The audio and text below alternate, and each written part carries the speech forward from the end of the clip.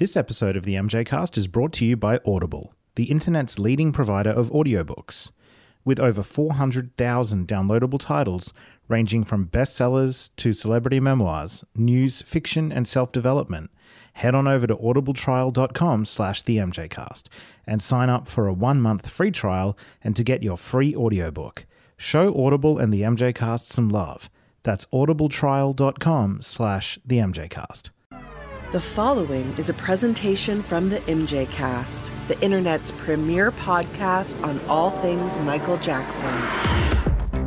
I'm a Black American. I am proud of who I am. Together, we can make a change in the world. I want to see you! I like to take sounds and put them on the microscope. There's a driving bass, you become the bass. Let the music write itself. I don't sing it if I don't mean it. Welcome to the MJCast, your source of news, discussion, and interviews on the King of Pop. Hello and welcome to Season 7 of the MJCast. I'm your host, Jamon Bull, and I'm so lucky to be here with my co-host, Elise Capron, and also returning guest host, Rickey Alexander. Rickey, we'll start with you. Welcome to the MJCast, or welcome back, I should say. Hello, thanks for having me again. We are thrilled to have you, man, especially after that awesome History 25 appearance last season in Season 6, which was certainly a highlight of the season, I think. And we've gotten so much feedback on that episode, and I loved your thoughts on it. So thank you. Thank you. I really enjoyed writing that, and I looked back and I was still very proud of it. So that's an accomplishment for me. I'm never satisfied with my writing, really. That's a great episode. It's one I've listened to multiple times at this point. It's fantastic. For sure. And I can't wait to get into your recent writing as well, Rickey. I absolutely love the new article you've done. Elise, welcome to Season 7. We're here. We made it. Season 7. Yes. I'm so happy to be here. It's so exciting to launch a new season. I can't believe it. Really, really happy to be here and just happy to be chatting with you guys. And Jamon, this is the first episode that we have been on together in like the past year. I know. How did that even happen? I don't know. I don't know. I think we were just because Season 6 was like a different sort of vibe and a different way of doing things for us. And we were kind of putting a lot of efforts into our jobs and families. It was really useful to be able to take the reins of separate episodes each, but I'm glad we can be here together doing this one. Absolutely. And I have to also just give a shout out to Q, who is so fantastic. Any new listeners, I mean, he's part of the founding MJCast team and our co-host for a long time. And he really came in at the end of Season 6 to help us out with the last couple episodes. So thank you so much again, Q. That meant the world to us, and we love you madly. Yeah, absolutely. Things were kind of getting a bit crazy there in my personal life towards the end of that year. It was not the best time in my my life, but everything is 100% A-OK now. And Q, as he does, just like swooped in to save the MJCast day. And we're very, very grateful. But here we are, Season 7. Very excited to be here with you, Elise and Rickey. And we have got a bunch of news topics to talk about today because so much has happened in the Michael Jackson world since we recorded our Christmas special with Taj and Q and Charlie. So here we are to talk about all the different news. But before we get into that, I got to say, Rickey, I hope you're feeling okay because you sadly came down with COVID a little while ago, and we just want to check that you're feeling okay and you're recovering all right. Oh, yeah. It was pretty tough. I'm feeling pretty good now. I'm pretty much back to normal in all ways. I lost my taste about midway through, but that's finally back, and it's worse than the flu, I can tell you that. I was fortunate that I didn't have to go through any of the breathing problems or the really bad coughing problems, but I got just about every other symptom. But fortunately, I'm doing much better now, and I can get back to focusing on getting my life in order, to say the least. And Rickey, other than that, I mean, we're so glad you're better, but also we have to congratulate you because you've gotten engaged since you were last on the show. So we're so happy for you. Thank you so much. You know, your fiance is also a big MJ fan, right? Yes, that's kind of how it got kicked off. That's how you guys got together. I didn't know that. Yeah, I want to know this story. Come on, tell us the story. Yeah, what is the story? Oh wow, wow! I've never actually just shared the story, but I don't know. But say I'll be honest. When I first got introduced to the MJ fandom, thanks to one of my mutuals, her name is Tiffany. I was just getting back into really listening to Michael all the time again and discovering a lot more about him than I did before. And I don't know, I saw her on my timeline once and I was like, wow, she's so pretty. And she was nice, but I felt like I maybe could talk to her, but I was terrified. But one day I just decided to reach out and I was like, hey, I hope this isn't weird, but I'd like to get to know you if it isn't a problem. And I didn't really know if it would go anywhere, but since she, obviously I'm from the United States and she's from Germany, but we hit it off like nobody I've ever known in my life. We talked like we had known each other for years. We were sending literally pages, paragraphs, every message for over a month. We just connected on such a spiritual level, and we just seemed to have the same life, being two people who came from completely different backgrounds, and we just related like I've never related to anybody. And fortunately, it was the same for her. So we just decided to see what would happen. And here we are 2 years later, about to get married, actually. Oh, man, that's so special. Congratulations. Thank you so much. When are you guys getting married? Well, there's so much going on with COVID. We're aiming for March or April. I'd say the requirements to get married in Germany are very interesting. I have to send my birth certificate, my passport, a certificate that I've never been married. I have to send that to the governor and get that approved. I have to get that apostilled by the governor of Tennessee and send that to Germany so she can set us a date. So we're still aiming for March or April, but I'll be going over there. And so are you going to live in Germany? Actually, we just very recently came to the conclusion that that's probably the best idea for right now. I'd say it'll save us some money, because the idea was we would get married and I would mingle with her family for a while. And then she would come and live over here for the year and we would go from there. But it's looking like it's a better option for me to just go to Germany now. So that's what we're planning on right now. That's cool. How's your German? Not great. I'm going to have to learn as I go. That's for sure. I can speak the basics like, hello. You're going to have to get onto Duolingo. Literally. That's where I started learning. So I know a few basic things like Wasser. And I'm not even going to try to say it because she's going to laugh. But yeah. Well, actually, Germany, I think, is our largest non-English speaking listener base on the MJCast. So we'll probably have a lot of German listeners right now ready to give you some feedback. Yeah, I'm going to have to pass on that one for now. She taught me a few like Ich liebe dich and Ich vermisse dich, stuff like that, basic love stuff. Like that's I love you and I miss you. Oh.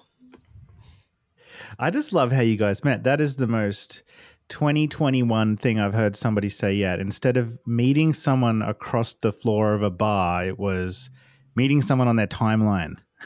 What did you say? I saw her on my timeline. Literally. And I had the biggest crush from that point on. And I really wanted to talk to her. We interacted one time on the timeline and I was like, wow, she's so nice. So that was the one interaction that made me feel, okay, maybe I can do it. I think when I sent the message, I had to put my phone down and walk away for like 10 minutes. I was terrified. Twitter is such a cooler place to meet your future wife than where I met my wife, which was Skype. And oh, wow. I didn't know that, Jamon. Look at all these things we're learning today. She added me, though. She added me. I got to say that. I didn't add her. She found me on Skype. So how did she find you on Skype? Well, we were both really interested. When Lee and I first met, we were both really interested in, learning each other's languages, because I wanted to go and teach English in China and she wanted to travel through Australia and possibly teach Chinese here. So at that time, Skype had like I don't think they have this anymore, but they had like a search function where you could sort of search for people that had similar interests and, you know, backgrounds and different things to you. So I think she searched me out and added me, and then you know, she must have searched like teacher or Australian or whatever, and then we just started chatting. It was kind of like a language exchange situation to start with, and then I traveled through China as I always wanted to do, and then we met and fell in love. Wow, that is so quite wonderful. magical. I had always been meaning to ask you, Jamon, if Lee was living in China when you guys met. So now you've answered my question I've had lingering in the back of my head. Yeah, I moved over there for a while. I lived there for a few months, and then we did a long distance thing forever. It seemed like forever. It was years actually. And then she moved over to Australia, and I think actually yesterday was the first day of the Chinese New Year, and it's her year. She's she's the year of the cow. And my students laughed the other day when I said this in class. I said my wife is a cow, but she actually is. She's year of the cow. Well, happy Chinese New Year to her. That's very exciting. For sure. That's so wonderful. How did you meet your partner, Elise, now that Rickey and I have shared? Come on. Oh my gosh, you guys. So my husband, Jared, who, you know, is from also an exotic location called Ohio. That's where crack corn comes from. Yes, it is. Exactly. Quite close to where he's from. But no, Jared and I, this is really dating me. We met on MySpace. Whoa. So we all used a social media platform that is excellent. Wow. So we can all relate. It's true. But we lived in the same town, so we didn't have to do a long distance thing. Okay. Yeah. That's awesome. Right. Yeah. But you are lucky, Rickey, to have found a fellow MJ fan partner. We were just talking the other day in our little chat about the occasional challenges of having a partner who is not as much of a Michael Jackson fan. Wow, yeah. Oh, man. Yeah, Jared recently set a rule that when we're watching TV together, I cannot turn on anything Michael Jackson themed. Oh, wow. I was like, okay. -1 point for Jared. What I put Lee through with what I watch on TV, because our TV's in the living room, and we have a bit of an open plan house where the kitchen is connected, and I've always got a concert on or something like that, and she just puts up with it. But every once in a while, I will notice her. She is a Michael Jackson fan. She tries to hide that she is because she knows how much I'm into it. But every once in a while, she'll be glued to that TV. I put on the Lisa Marie Presley, Diane Sawyer interview the other night, and she was glued to that. So, well, good. Having someone who willingly listens to Billie Jean over and over and again in the car is actually very special. I've never had that. It means more to me than you would think, honestly. I don't know. It's such a big part of me that having someone who can understand that is it's irreplaceable. Do you guys ever get into like hectic debates about things to do with Michael, or are you pretty much on the same page about his life? And I don't think we've ever had many topics on MJ where we just straight up disagree. I might say, oh, you know, I like Baby Be Mine a little bit more than PYT. And she's like, really? But other than that, not really. We tend to have more or less the same views on albums, on songs, on videos, and live performances, him as a person.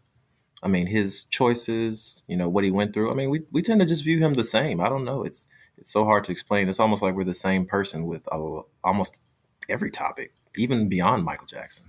It's amazing. That's very cool. Congratulations again. And we will be glued to your social media accounts to see those wedding pictures come through and everything. And we're just super, super excited for you, man. So congrats. Thank you so much. And I say they're going to be lovely. I don't take a lot of pictures, but this is something I have to get a photographer for. Absolutely. Are we going to see any little MJ touches at the wedding? Any like sequined items of clothing? Or you may or may not. I'm going to let you find out. All right. I'm really hoping for a choreographed dance. Oh, Oh well. Unfortunately, we're not doing a big wedding. We're gonna go to the courthouse, and her family's gonna be there. But it's gonna be really hard for both of our families to get together. My dad's Sure. a little bit older, and it's hard to just say, "Hey, let's fly to Germany." You know what I mean? So unfortunately, it's just gonna be me over there for now. But we're trying to make arrangements for her to come back here and still meet my people. So that part is a little hectic, but we're just trying to get it on paper for right now. But we'll still have some cool shots. For sure. Very nice. Very nice.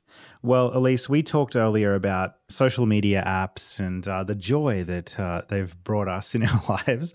But Skype is something that has not been bringing us so much joy lately.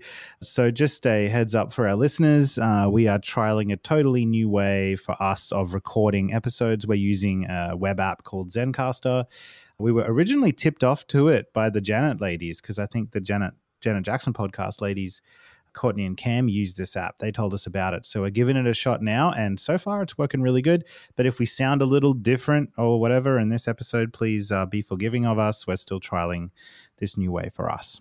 Fingers are crossed. I think it's going well so far. Yeah, I think so. I like it. Elise, do you want to take things away with the first news topic of the season? Sure. So we have a lot of news to get through. It's been, over a month since we've had an episode, and a lot has happened in the world of Michael Jackson. So our first news item is related to the one and only Neverland Ranch, which we have heard has been sold to Ron Berkel.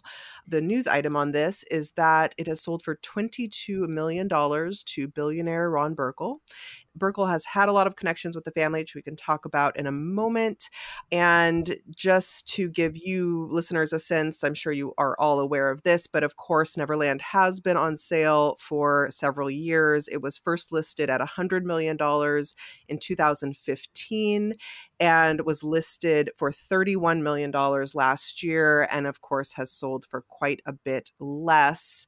There are some questions about what Berkel is going to do with this. The term land banking has been thrown around, which is a little bit worrisome perhaps. However, given Berkel's connections with Michael Jackson, he's been supportive of Michael over the years. They knew each other, of course, and so hopefully it's in good hands. Do you guys want to talk a little bit about the Berkel Connection, and then we can jump into some other points around Neverland itself? Yeah, sure. I mean, I did a little bit of research this morning. I knew of his name prior to researching only through his mention in the Thriller 25 booklet. If you go and have a look through that, Michael gives him a very special shout out. And we know that album came out in the late 2000s. And then I started digging a little bit more into that. It turns out that he was somewhat connected to Michael through the pre-trial era in terms of giving things like financial advice and support during difficult times for Michael. There's rumors out there, I don't know if this is true, but there's rumors that because he's like a supermarket king and owns a billion different supermarkets, that he may have owned the supermarket that Michael toured through during, remember that in the Private Home movies, he like got a whole supermarket to himself and his different employees they were like in disguise. There's talk that maybe Ron Berkel owned that. I'm not really sure about that. The other story I read about him was that during the trial, when Randy Jackson was managing his brother and his affairs, that Randy was trying to get Michael to sell the Sony ATV catalog at that point. I don't know if that's true, but apparently there was a phone call that took place. Ron Berkel responded to Randy Jackson's wishes to try and sell that catalog. It was offered to Ron, and apparently he declined, saying no way, that Michael's got to keep that for his children. So there is some stories out there about Ron really having Michael's back. The 3T video, Why, was apparently filmed at his mansion. I'm not sure how true all of this stuff is. It's just things I've read. I'd never heard him say anything bad about Michael, and he was thanked in that booklet, so he must have had Michael's back to some degree. So in some way, even though I'd love the kids and the estate beneficiaries to have ownership over Neverland, I'm kind of, well, if that was to be the case, we know who'd be handling things, right? That'd be John Branca, of course. So, and that's been very problematic over the past decade. So I'm actually kind of glad that somebody who was Michael's friend has control that can look after it. And I hope that there's a good future in place for Neverland with Ron Berkel. Absolutely. About Ron Burkle himself, I honestly don't know much about him. The only time I've ever seen Michael refer to him was I was just talking about this. I looked up where if Michael had ever responded to the Janet controversy at the Super Bowl, and he said at the time he was at Ron Burkle's house when it happened, and so I was like, oh, so they must have been, a little closer than we would know behind the scenes. He was never mentioned, to my knowledge, in the Bodyguard book, so I'm not sure how close they were in the final years after the trial, but that's about as much as I know about him. But it's good for me to see that Neverland has finally found an owner. It's kind of been sitting there, and unfortunately, after 2019, it has gotten more of an ominous image. So it's good to see somebody finally took it off the market. And the estate has talked about it for a long time that they can't do anything with Neverland, especially as pertains to like a museum or a tourism type of thing. And so with that in mind, and knowing that Michael didn't want to live there ever again, it's just good to see that it's in good hands at this point. I'm sure it'll remain a relic for the fans as well. And on that note, Rickey, I actually have a really wonderful friend who has insider connections to Neverland Ranch, and she's written up some points exactly along the lines of what you've just brought up that really lay out for fans what the potential future for Neverland is and is not. And I wanted to actually share a few of those because I think what she's written is great. So my friend's name, she goes by Velo. A lot of you will know her. She's a longtime person in the fan community as well as the Prince fan community too. She's just a wonderful person. I've become really close with her. I actually met her originally at the Square One premiere, and we've become great friends since then. But she lived very nearby Neverland for several years. She's actually just recently moved back to into LA, right with a view of Forest Lawn. But in any case, she actually wrote us like a 6-page essay with all of her thoughts on Neverland and the sale, which is amazing. Thank you, Velo. But I'm not going to read all of that, of course. But I did want to bring up a few points that I think are just really good to solidify and hear. So first of all, about Tom Barrick, who is the one who has really been in charge of Neverland for the last several years. She really says that the ranch needed to be out from under Tom Barrick. However, that said, he has taken amazing care of the property, and he really rescued the property from foreclosure. There is actually a quote here I have that says that under terms of an agreement struck with Jackson after Colony Capital purchased the note on the property for $23.5 million, when Neverland is eventually sold, Colony will recoup its investment in that note plus accrued interest, its management and upkeep expenses at around 12% of everything above that as a success fee. The rest will go to Jackson's estate. So that was a statement that was made after Michael died. And he really has taken good care of the property from what I understand and what Velo reports to me. And she also feels that Ron Burkle, given his connections to the family, is going to continue to take care of the property. Now, getting into the future of Neverland itself and what it can or cannot be. So I think some of what I'm about to say will, of course, be very well known to fans, but I'm always amazed when I'm on social media that I still keep getting, I see things swirling around about how it should be a museum and all this stuff. And so I wanted to just mention a few bullet points that Velo has really nicely, clearly laid out about why this can't happen with Neverland. So this is just to be very clear about what can and cannot be done with this property.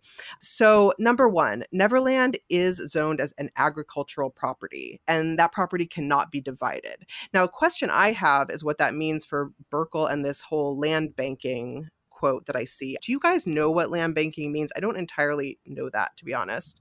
I've actually never heard that term before today. Okay. Because I don't either. Because according to this and the zoning, nothing could be done with that.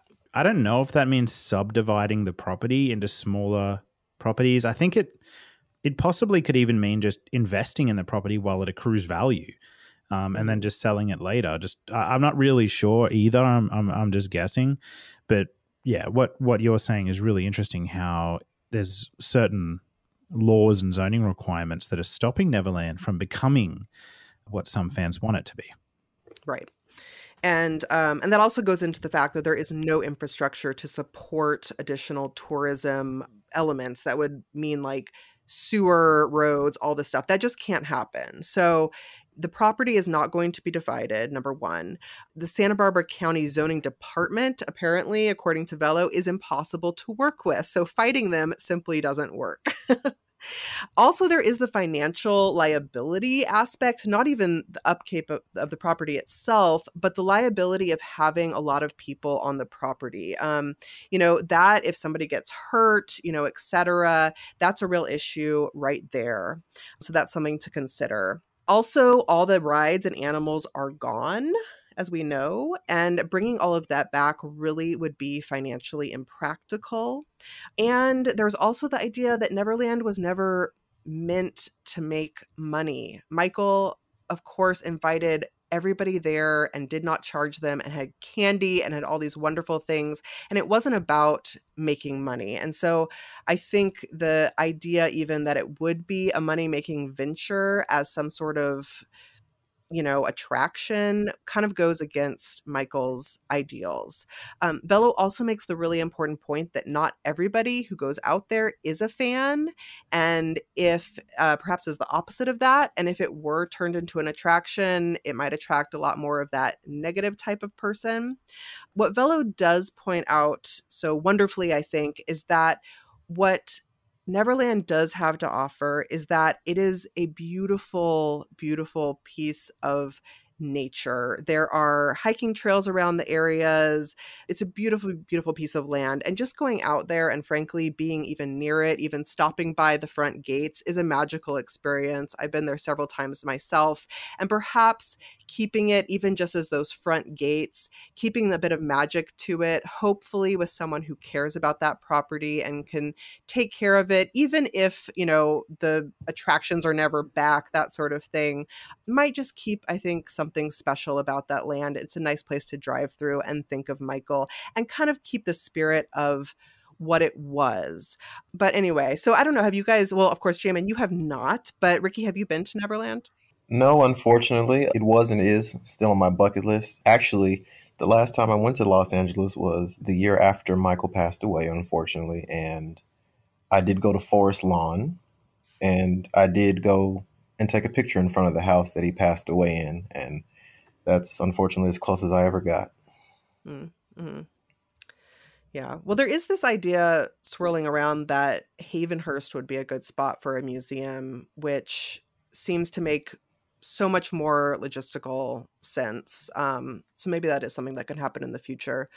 But I don't know if you guys feel the same way, but it's never going to happen with Neverland. We're not going to see that. And I think we just have to hope for the best. I'm going to trust in Velo that people are taking care of it. Hopefully Berkel will continue to, and, just kind of keep it as a sacred space for fans that we can visit. But let's be honest, it's a place that Michael himself said he was never going to go back to. So that's where we are.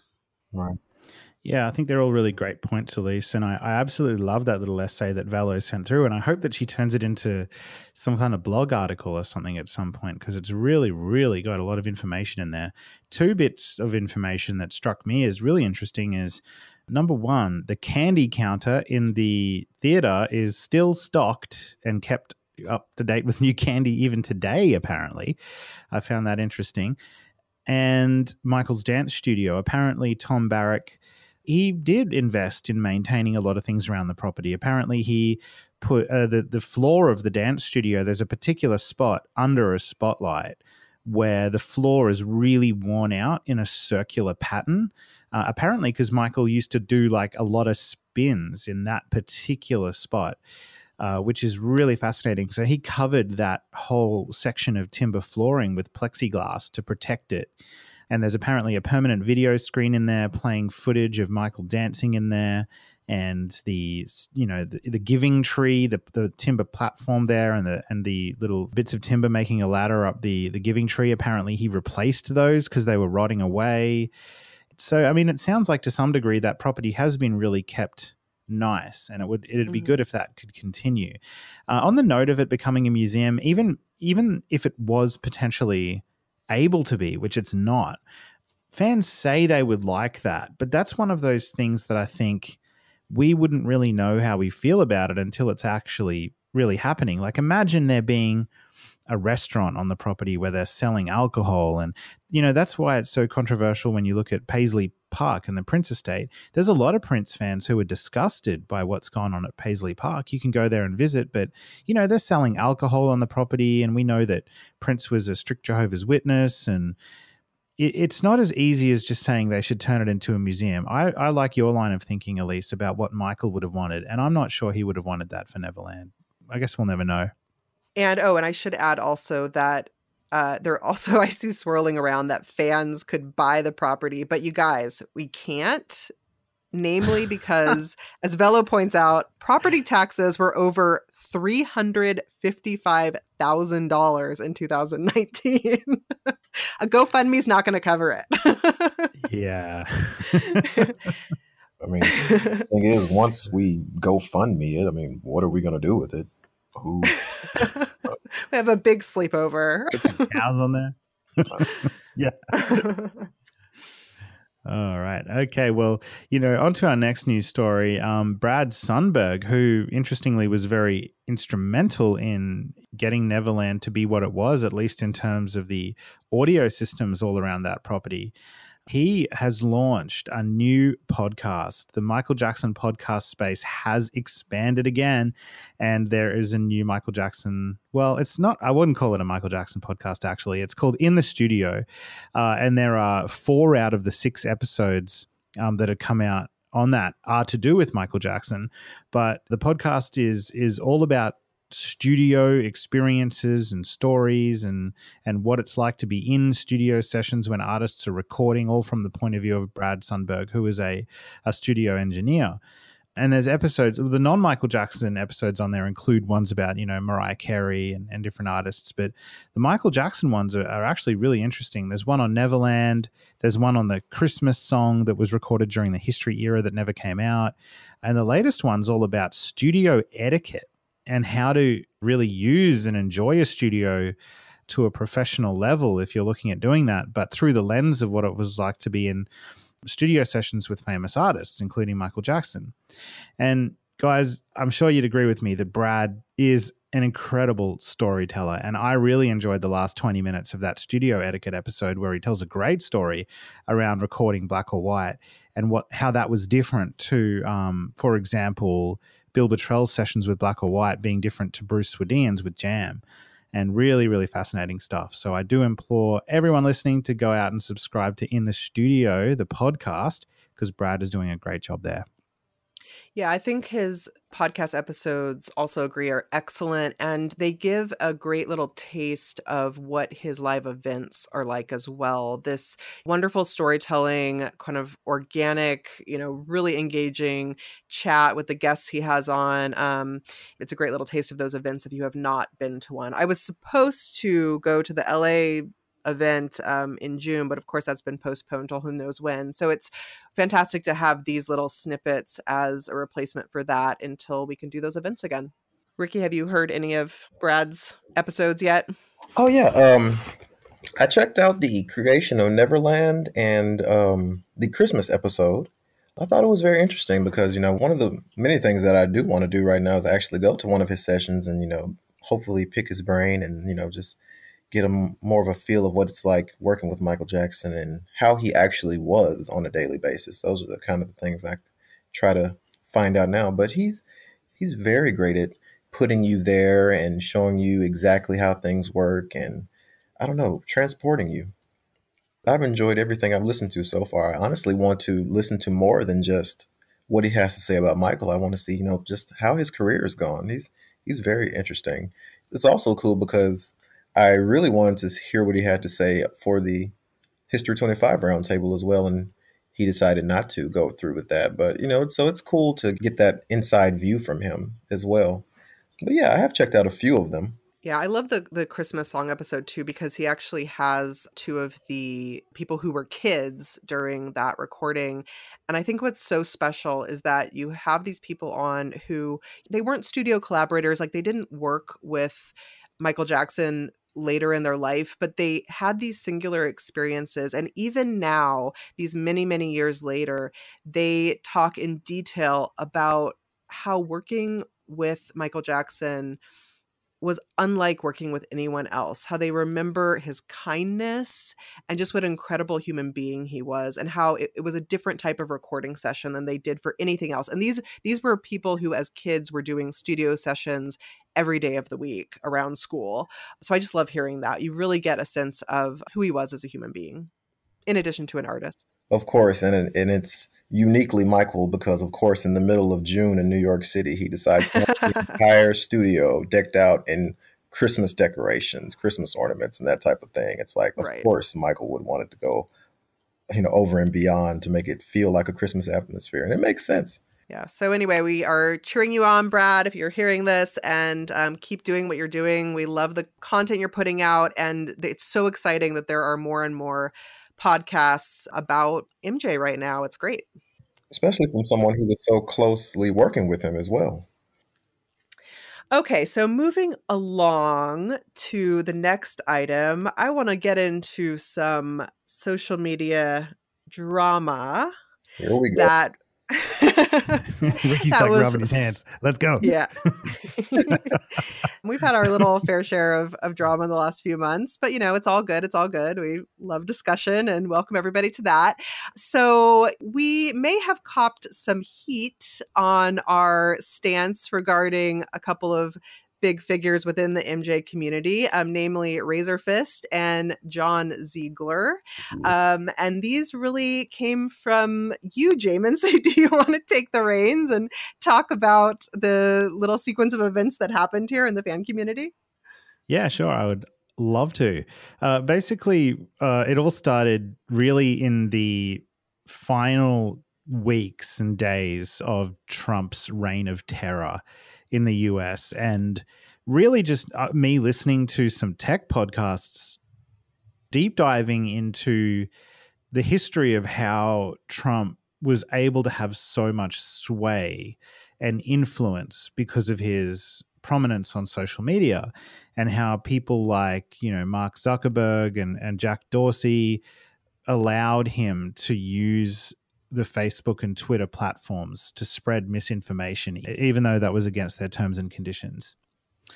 And it really made me think about the Michael Jackson fan community. And I really just, at that point, had enough of thinking about these quote unquote prominent individuals within the community being propped up by so many fans, regardless of the types of misinformation we're spreading. And I had seen Razor Fist spread misinformation about, he is a clear Trump supporter and was saying things like the election was a fraud and all of that. And then on the John Ziegler side of things, he's not a Trump supporter, but he's an anti-masker and a climate change denier. And sure, both of them have been very supportive of Michael during the Leaving Neverland era and against the allegations and all of that kind of thing. But it really made me think of, like, if we're going to continue to prop these individuals up, and I'm not talking about politics really at this point. I mean, I know that I just did say that Razor Fist was a Trump supporter, but more on the election fraud stuff. And it's more like, if you take politics out of the equation, it's more the fact that these people are spreading downright conspiracy theory pieces of misinformation. And the more Michael Jackson fans prop those individuals up, in my opinion, the more it makes us as a community look a little bit nutty. And what are we all about at the moment when it comes to Leaving Neverland? We're about getting the truth out there in a balanced, reasonable way, and we want to be taken seriously when we're talking about those things. And to me, it was just kind of hurting that cause. So I just spoke up about it and did a couple of tweets, and sometimes my tweets go nowhere and sometimes they cause a bit of a storm. And in that particular situation, it did erupt into a lot of discussion and again, bullying Some of us in the MJCast team we're copying some serious flack over those tweets and threats and different things. So anyway, that's how that all erupted. And then MJ News Digest did a bit of a feature on us at their YouTube channel and everything that had gone on. To answer your question, Elise, that's pretty much what happened. I just want to add to that yes, there have been some moments of drama on our Twitter feed, but I really want to emphasize to listeners that the amount of bullying that we've gotten, like really terrible, you guys, like some kind of horrible stuff towards us, has been a little bit out of hand. I don't quite understand how things have gotten to this level, but I'm hoping that we can get to the point eventually. Maybe having more podcasters out there will kind of help like balance the playing field a little bit, but there's just kind of been a lot of hatred flying around. And I hope we can get to the point where we can have civilized discussions with each other instead of just really going after each other to the level that that things got with your tweet, Jamon, because it really did get quite out of hand. So, yeah. I think the biggest grievances that people have around the MJCast, let's just lay it out. The biggest grievances that these quote unquote fans have is that we are apparently, in their words, the gatekeepers of the Michael Jackson fan community. We're apparently somehow trying to put ourselves on a pedestal and tell other fans what to do. And I just don't see it like that. When I tweet or say things on this show that are like what I just said before about like we shouldn't necessarily support Razor Fist or John Ziegler. When I say things like that, that's not me trying to tell everybody what we have to do. That's just me giving an opinion. That's just an opinion. People can listen to that and go, what is he talking about? Of course I like John Ziegler, blah, blah, blah. That's fine. They can have that opinion as well. It's just all a matter of opinion. And I don't understand, why we are just a little old podcast of a few fans sitting around in their home offices and bedrooms talking about Michael Jackson. That's all we ever have been. And that we're very comfortable in that space. And we are not an authority on Michael Jackson. We speak to people who are authorities on Michael Jackson and experts, but we are not. We are just fans with opinions. And it does hurt when people say that we try to be something other than what we are. We aren't that. We aren't gatekeepers of the fan community. And when people come at us saying, over the past 6 months, I have been called a pig. I've been called fat. I've been called a cuck. Somebody made a Spotify podcast episode about me on it saying that they were going to come and find my family. And that same person, who I think goes by the name Queen Cha-Cha 1969 on Twitter, has attacked some of my friends also. Friend of the show, Damian Shields, after making a comment, an opinion again, around Michael Jackson's Remember the Time performance at Soul Train Awards, saying it wasn't one of his greatest moments, he was absolutely attacked by this person. She said a disgusting thing, something along the lines of him reminding her of a sexual abuser, which is a terrible thing to say and a shocking attack on his personality. He's one of the most loving people I know. Like, these are the kinds of things we are dealing with at the MJCast when we give our opinion that might not be popular. And I just hope people start to realize that sort of stuff isn't okay.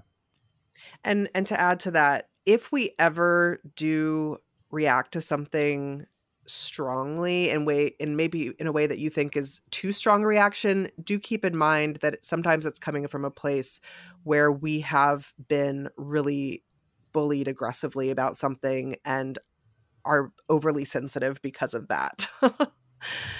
Because of everything you just said, Jamon, the kind of messages that you've in particular gotten are completely out of line and out of hand. And I just don't understand it. It's quite depressing to me. It's not just us. I've seen it happen to Rickey. After we did the History 25 episode, I saw, again, a quote unquote fan throw a disgusting racial slur at Rickey that we jumped on and we reported, and that person got banned for a period of time. But I mean, Rickey, talk to us about your experiences in the community. You share very, very candid opinions on Twitter and cop some heat for those. What's your experience been? Oh, well, unfortunately, my experiences have been, most of my experiences with being attacked have been less related to, per se, my opinions on Michael Jackson and more so me as a person. There's basically an entire side of the Michael Jackson fandom that believes they know things about me that they really don't. These are people who have honestly never spoken to me, never really taken the time to try to see who I am. They've gone off what other people have told them about me or about Sabby, unfortunately. I don't know. I mean, apparently it's just never stopped. I'd say Sabby, I'll be honest, like Sabby's gotten way worse of it than I have personally, but I, being with her, I get caught in the crosshairs a lot. And so there was a time where people were trying to spread misinformation about us, saying that Sabby's a racist and I'm a coon and stuff like that, just trying to get people to dislike us, and which made no sense. And fortunately, there were some people who were able to see through that facade. And unfortunately, there were people who were taken in by that. And I just feel like at this point, a lot of us consider ourselves adults. And why are we going off and harassing and, spreading misinformation about people we don't even know? You know what I mean? It's Twitter. We're all here just to enjoy Michael Jackson. At least that's why I'm here. I just want to share my thoughts about Michael Jackson, keep his legacy going, and that type of thing. So I try. The only thing I can do now is really try not to pay any attention to it. I try to keep those people on their side. I try to keep them muted, blocked, or whatever I have to do. I've advised Sabby to do the same as much as she possibly can as well. But that's the best we can do. It gets really out of hand when you see people hopping on you for an opinion, or you just minding your business. But it's also way worse when they try to take it to that personal level, as though they know you or they have some reason to be so hostile towards you. And I'll be honest with you, a lot of them I've never even talked to. And that's the part that I just can't wrap my mind around. The only thing I can try to do is try to rise above it, try to keep my head up, to be honest. And fortunately, the less I pay attention to it, the less it really bothers me. But it was a really terrible time last year, especially, where it just seemed like it just would never end. And I don't know from what I've heard, from what Sabby sometimes sees, sometimes it still goes. But I just try to keep moving with my day. That's all I can do, unfortunately. That's a great point you make about, and I've started to do that a lot over the last 12 months, is kind of just tune out completely from, if I'd not even read it. Like, I can see some of that stuff coming in on my timeline, but I don't even read it now. And then I just block people that are being too aggressive in what they're saying. A lot of them are anonymous. A lot of them don't put their real face or name to their tweets. They just kind of, and I think the anonymity part of it is kind of a shield for them to be keyboard warriors, so they don't, they don't have to expose themselves. And it is disappointing. And what I would love to happen, really, and this is not just about the MJCast, or it's about any time we see bullying in the community. If somebody says an unpopular opinion, Purple Rain's better than Thriller or whatever, which we can get into. Ooh. But like, if somebody says something like that, let them have that opinion. You don't need to be, you can disagree with the opinion, but you don't need to flame people and attack and get personal. And if we see that kind of bullying, even if it's not directed at us, hit the report button. Reply to that person and say that's not okay, and report them. I just hope we can all start standing up for each other at some point. I don't know. There's so much hostility. You know what I mean? Some people can, put their opinion out there and stand by it and not, not feel attacked. But there are some people who just get so defensive as well. I mean, if I say something, I expect people to maybe be offended. I'm like, I'm willing to talk it out. Hey, you think what you think, I think what I think. But there are some people who just, my opinion is my opinion. Don't come at me for it, which kind of defeats the purpose. But hey, can't tell anybody what to do these days. But I don't know. There's a lot. But there's also, the Twitter community is so diverse. You have adults and, people in their mid-20s like myself. And then you have a lot of teenagers too, who, feel like it's cute to be that way, be so hostile, be so aggressive. They think it's, it's funny, it's cute. And, at a certain point, you realize it's really not. You're really just making a fool out of yourself on an app. And maybe they'll realize it at some point. Maybe they won't. Maybe it's that type of attention that gets them off. I mean, there are people who enjoy trolling and making other people feel uncomfortable. I mean, sometimes I like to mess with my mutuals. They might say, like today, Mine is the Magic was like, "Oh, Slave is the Rhythm should have been on Dangerous." I'm like, "That's terrible." And just messing with it because I know he loves the song, but at the same time, not everybody. Some people can take it, some people can't. So I try to mess with people who can actually take it. But some people actually really get off on making other people upset.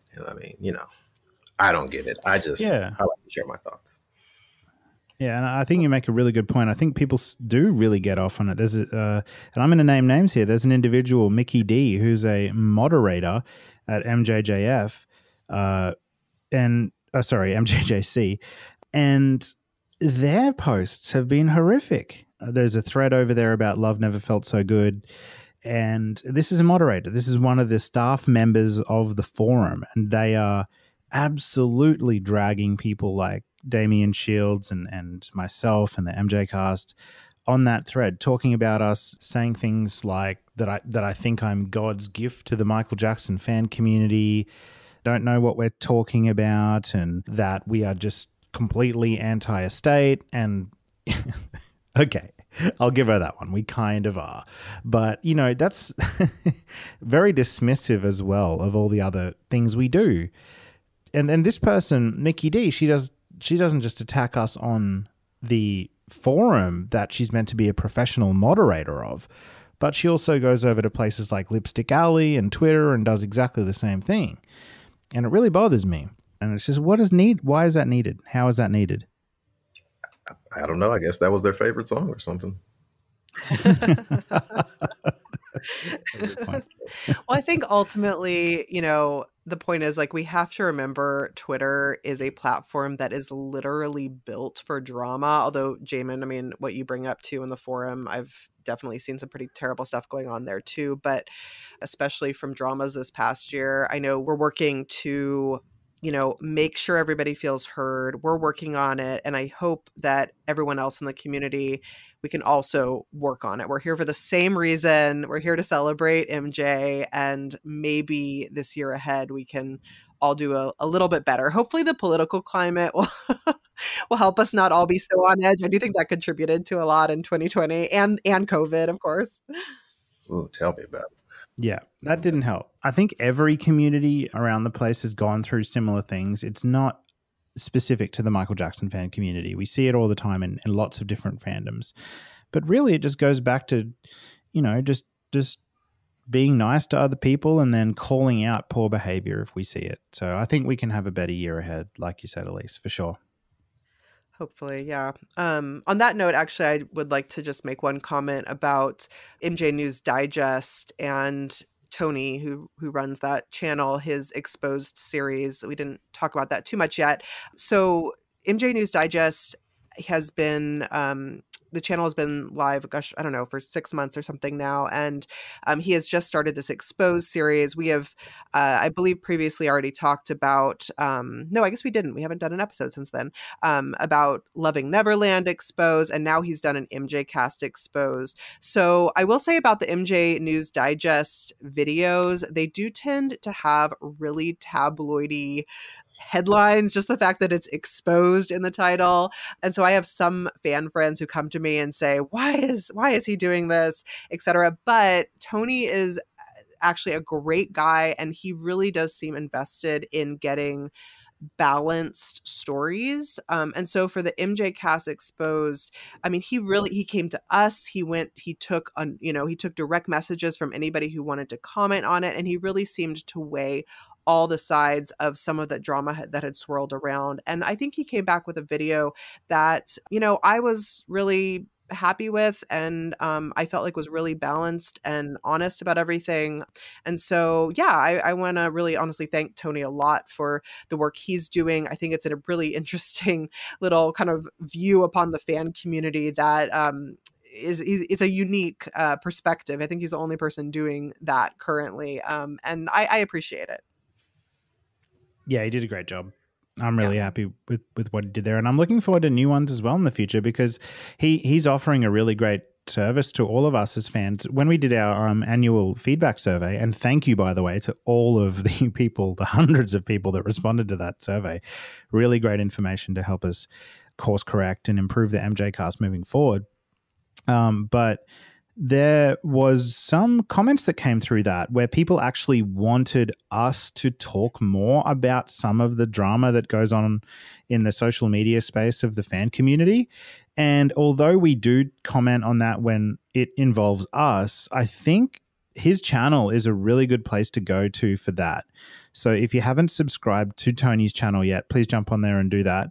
MJ News Digest. He does these videos that kind of explain big blow up dramas that happen, and he goes into all the different sides of them. And often they're connected to opinions around Michael Jackson. So it can be really fascinating to understand that and get the background. So yeah, please go over there and subscribe to Tony. All right, Rickey and Elise, let's take our first break to chat about one of our sponsors at the MJCast. This is a company that we know Michael Jackson fans love, Audible. Now, Audible is the leading provider of spoken word entertainment and audiobooks, ranging from bestsellers to celebrity memoirs, news, business, and self-development.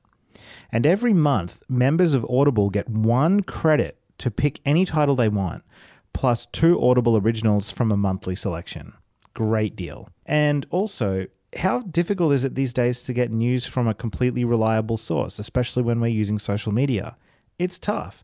That's why when we're with Audible, you get access to daily news digests from the New York Times, the Wall Street Journal, and the Washington Post, as well as guided meditation programs. You can download titles and listen offline anytime, anywhere. The app is completely free and can be installed on all smartphones and tablets. You can listen across a range of devices without losing your spot, just like podcasting. And if you can't decide what to listen to, don't sweat it. You can keep your credits for up to a year and use them to binge on a whole series of books if you like. Now, being a history teacher and a huge fan of Michael Jackson, I bet that you guys have already guessed that I love reading.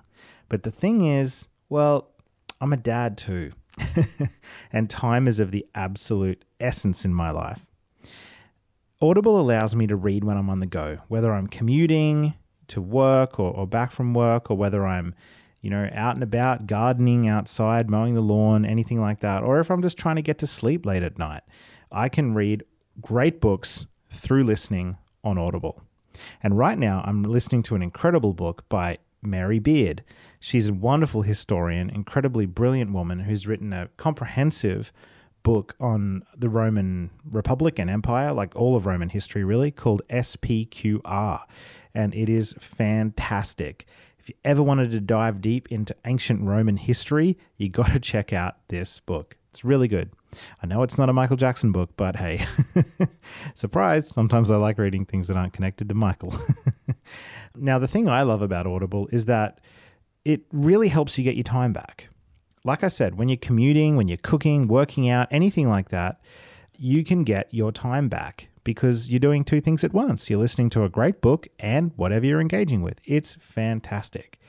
Now, you're listening to this podcast because you love learning just as much as I do, and listening to an audiobook is a similarly great experience to listening to a podcast. So head over to audibletrial.com/themjcast and register for a 1-month free trial. You're going to love it, especially if you make your free book something Michael Jackson related. I don't know, maybe like Bill Whitfield's Remember the Time, which is a phenomenal book written from the point of view of Michael Jackson's main bodyguard in the final years of his life. Learn about the real Michael. So head over to audibletrial.com/themjcast right now and sign up. Thank you, Audible, for sponsoring the MJCast. So moving on beyond drama, we have 2 new Michael Jackson books that have just been released this past month. And the first one is by Talitha Leanhan, and it is titled Michael Jackson and Me, A Real Life Fairy Tale. So this book is about her experience as a true mega fan, as a quote unquote follower over the course of quite a few years. And I would say that Talitha truly reached a level of fandom that most of us cannot even fully wrap our heads around. It's pretty amazing, the things she got to do. And especially, I would say, towards the end of Michael's life. I mean, she was in his house. She was seeing him nearly every day. She has some incredible insights into that final year and really like 6 months of his life that are pretty unique. But yes, this book is just out, and Jamon, you got to read it. Do you want to start with your comments about it?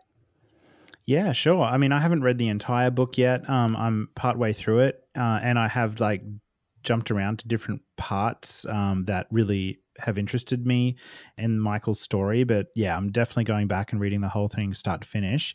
And it has immense, incredible detail. Like, it is really a blow by blow recount of her story in following Michael in the years following, really, the history era onwards into those final years of Michael's life. And it is a touching story, and it's funny, the nicknames that Michael gave her and her friends, Tick and Flea. And there's some really, really funny things going on in there and some great stories. And honestly, it's a really good book to get an understanding of Michael as a person and how he interacted with his fans. If you weren't lucky enough to see him or wait outside a hotel for him and that kind of stuff, then you're going to be able to live vicariously through Talitha. And I just feel really lucky that we as fans are getting books like this so many years later. It's been over a decade now since Michael passed, and the fact that we're still getting amazing top quality books like this we're very lucky. The effort that she's gone into documenting her experiences is just unreal. Like I said, the detail in there is incredible. I've got a little quote here I want to read for everybody. And this is a little story, a little excerpt of a time when she got to go into Neverland, into Michael's house. And she says, "We crammed into a walk-in closet where we recognized more of the jackets Michael had worn in public. He kept picking them off the racks and handing them to me, and I remarked about some I recognized from past performances. 'Oh, they're really heavy. How do you dance with them on?' That's what you don't see when you watch me perform.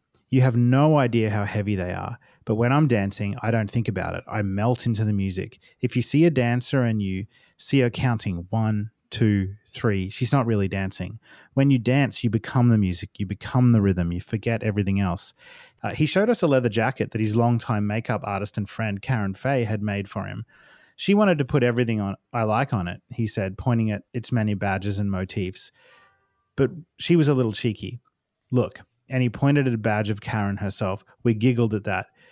But what evoked the biggest response was a jacket with an image of the character Peter Pan, to whom Michael was often compared. On the back, surrounded by fairy lights. "Oh, you have to wear this one," we all told him, to which he responded teasingly, "Will I? Will I?" provoking a chorus of impassioned pleas. Michael was leading us back along the corridor when we came to a short stairway, and he remarked, "You've been up there, right?" "No," we all said. "Come on up then. You can see where I sleep," he joked. "My hyperbaric chamber." Just lots of little stories like that of Michael and his humor and how he joked with his fans. You're going to learn about the real Michael if you read this book. I will admit, I bought this book. I have the hard copy. It has a lot of great photos in it, by the way. And it's a beautiful design. It's meant to actually, it's supposed to be a real life fairy tale, and it's actually kind of designed to look like a book that would have a fairy tale published in it. But in any case, I will totally admit that I went into this book thinking, oh gosh, it's going to be all these fan stories that I'm just going to be really jealous of and like annoyed about because I didn't get to have these experiences. But I have to say, Talitha really does tap into kind of what you were just saying, Jamon, Michael Jackson's humanity and heart. And I think I came to a new understanding of the level to which he truly did appreciate the fans, and which they, in a lot of ways, fueled everything he was doing in ways that I probably hadn't fully appreciated before reading this book. I appreciate that a lot. And also just getting so deep into her experience of what it was like to be this type of fan, which is something I've never fully understood. For as much as I am an MJ fan and, spend every single day doing something related to Michael Jackson for the podcast, I don't know that I could ever have seen myself as following him around everywhere and to every location he was going to and waiting for literally hours on the side of the street, often alone, as she says.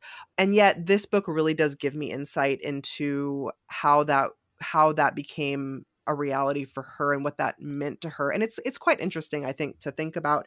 Talitha also actually touches on bullying in the fan community, which, I have been feeling has felt close to home for reasons we just discussed a few minutes ago. And some of the, bullying that she literally got from fans who felt that she had some kind of like big influence on Michael and some really quite unfair treatment she received. So just looking at, my perspective from this past year in particular, it's quite interesting to hear her insights on that as well. So I will stop there because we will be talking to Talitha in a future episode and we're going to dig into all this stuff much more. But I do highly recommend reading this book. It was a really interesting and pleasant surprise to me. Yeah, I didn't get a chance to finish reading it. I read through a good part of the first portion and the other bits and pieces. But I remember when it came out, I was very interested. I was pretty interested off the rip because I was like, okay, this is a fan perspective. And I remember on Twitter, some people were like, it's Shayna Madrigal .2. But it actually wasn't that. It actually wasn't that at all. She doesn't try to make this seem like a love story per se. I mean, I get the title of fairy tale. I mean, okay, yeah, it kind of sounds like it's going to go in a Shayna direction, but no. It was very interesting. It was like she lived exactly what I wish I could have lived through. It's awesome. It's hard, but it's rewarding at the same time because she's going, city to city on history tour, and she's getting almost VIP treatment because she's starting to be recognized. And she's, she paints very vividly, as you guys have said, how she got closer to Michael. And, I thought that was really interesting. But there's also a lot of, cool extra details about how they were able to talk to him about This Is It and some of his shows and, how he seemed, from the offset, pretty excited about it. But there was one passage that I remember that was very interesting about, they were like, oh, I'm watching the Royal Brunei concert. And they're like, do you remember it? He's like, actually, no, I don't. What did I do? I'm like, huh? And it's like, it's amazing. It's crazy because, as amazing as he was to us, to him, it's just any other thing. And so that's the human part of him showing through again. And that was something that I thought was very valuable. It's those types of stories that make this, the book very valuable. But of course, it's also really cool as a fan, seeing what other fans were able to do. Of course, I didn't become a fan until about 2006. I never really got a chance to get close to Michael Jackson. But, it kind of took me there and showed me what it would have been like had I got a chance to. And so for that reason, I really think more fans should read it, should give it a chance. But of course, I get how it seems from the outside. But I think she did a great job. I think she did him justice. I don't think she shared anything that was, or at least from what I've read, I don't think she shared things that were too personal, things that he wouldn't like being out there. But it also, there's that incredibly strange relationship that people from the outside looking in can't understand between Michael and his fans and how much he genuinely cared for the fans and, how he actually got to know a lot of them. You kind of see it in the Bodyguard book where he would say, oh, I know this guy from Germany and this guy followed me from, Spain or whatever. Or I saw this guy when I was still touring with the Jacksons, And so this is really our first real in detail, firsthand account from a fan, just how that relationship really was. Obviously it was still a Michael and fan relationship because they would still have to meet him at places that he was, going, whether it's his doctor's office or rehearsal or things like that, or they just crowd outside of his house. I enjoyed what I read so far. I just haven't had a real chance to just sit down with it because it's a lot of details, way more detailed than you would expect. But I think she did a great thing. Yeah, I ended up spending several weekends with it. No, it's really good. There's stuff I want to actually go back and revisit. And just the fact that she really, I feel like there's so much kind of mystery around those final weeks of his life. And she was there. I mean, she saw him, in his last 24 hours. So there's some pretty interesting insights with that and his state of being and her feelings about, what really happened at the end. Anyway, yeah, definitely recommend checking it out. Yeah, it's for me, it's those years are so weird. I don't know how to feel about those years because I remember, like I said, I became a fan of Michael Jackson. I was in like the 5th grade. It was 2006. It was right after the trial. It was not cool at all to be a Michael Jackson fan. And, I remember, like I said, I've told the story, but I saw the black or white video. And from there, I wanted to find out everything I possibly could about him. And so after I learned everything as much as I possibly could about his career up to this point, almost every day I was on the computer trying to figure out, okay, is there any new news on Michael Jackson? And usually, unless he'd been spotted, going shopping or something, there really wasn't a lot of news. And so I used to just wonder almost every day. I was like, what is Michael doing these days? So this, gives me a chance to kind of see from another perspective. I mean, I got my first glance with the Bodyguard book, but this gives me another perspective at least. So for a while, I'll be trying to piece those years together as well. I think we all will, really. I think it's going to take a long time before we get true clarity, if ever. So moving on, we do have a second book that's also out with a similar title. This one is Eileen Medalla, and it's The King of Pop and I, as opposed to Michael Jackson and Me. This one is The King of Pop and I, a Filipino teacher's travel memoir with Michael Jackson and his children. And Eileen was the traveling homeschool teacher of Michael Jackson's kids from 2005 to 2008, and they traveled, of course, all around the world during this time.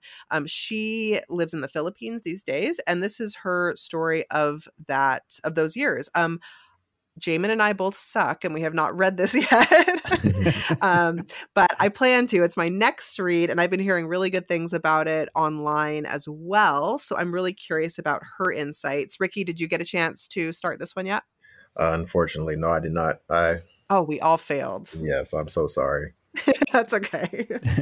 But that's on our reading list. I do want to give a little shout out to the MJ Book Club over on Facebook. They are, of course, specifically focused on Michael Jackson books and have been doing a lot of interviews with authors as well. And I believe they've been doing some videos and chit chat around both of these books. So highly recommend checking them out if you have not yet. Yeah, I'm really looking forward to reading this one, mainly because I have been aware of Eileen for many, many years. When we started A Truth Untold and started looking into the Cascio situation and the fraud that took place that resulted in the Michael album, Eileen's name was always coming up.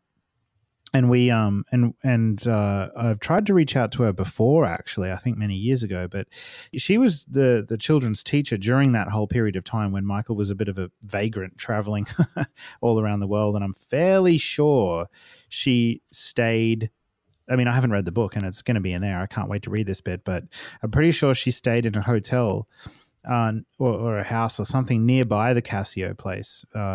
She was educating the children during that whole time. So I think, what you guys touched on earlier about this whole period, this last few years of Michael's life, it is really mysterious. And again, I just think we're so lucky to have not only the Bodyguards book, Remember the Time, but now Talitha's book and this book and like you said, Rickey, all from different perspectives on this time period.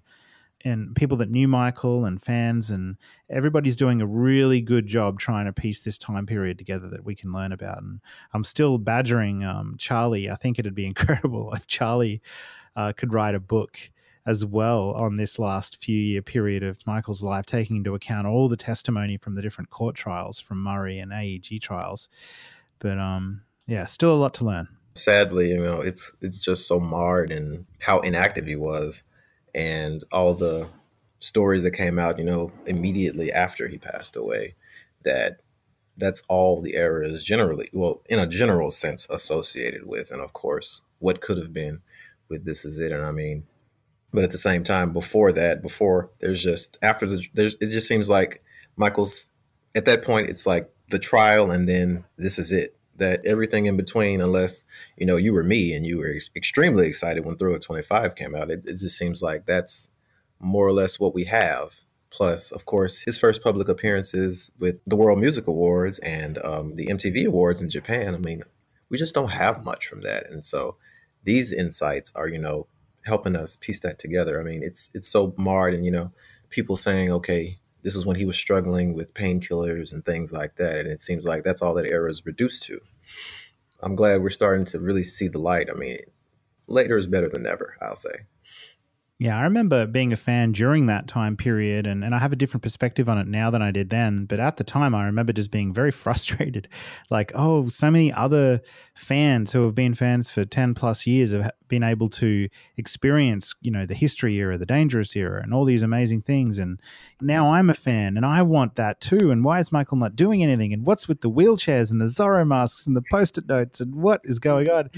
But then now I look back on it and I kind of think, well, Michael had been performing really since he was a little kid, starting in shopping centers in Gary, and then, performed all the way and recorded all the way through his life. He never stopped working until really the trial. And to me, everything post-trial, I kind of put it in my head now as like his chance to just step back and be a dad and try to heal. And so I'm very forgiving to to Michael now and his chance to be a dad compared to what I was at the time. I was very frustrated then.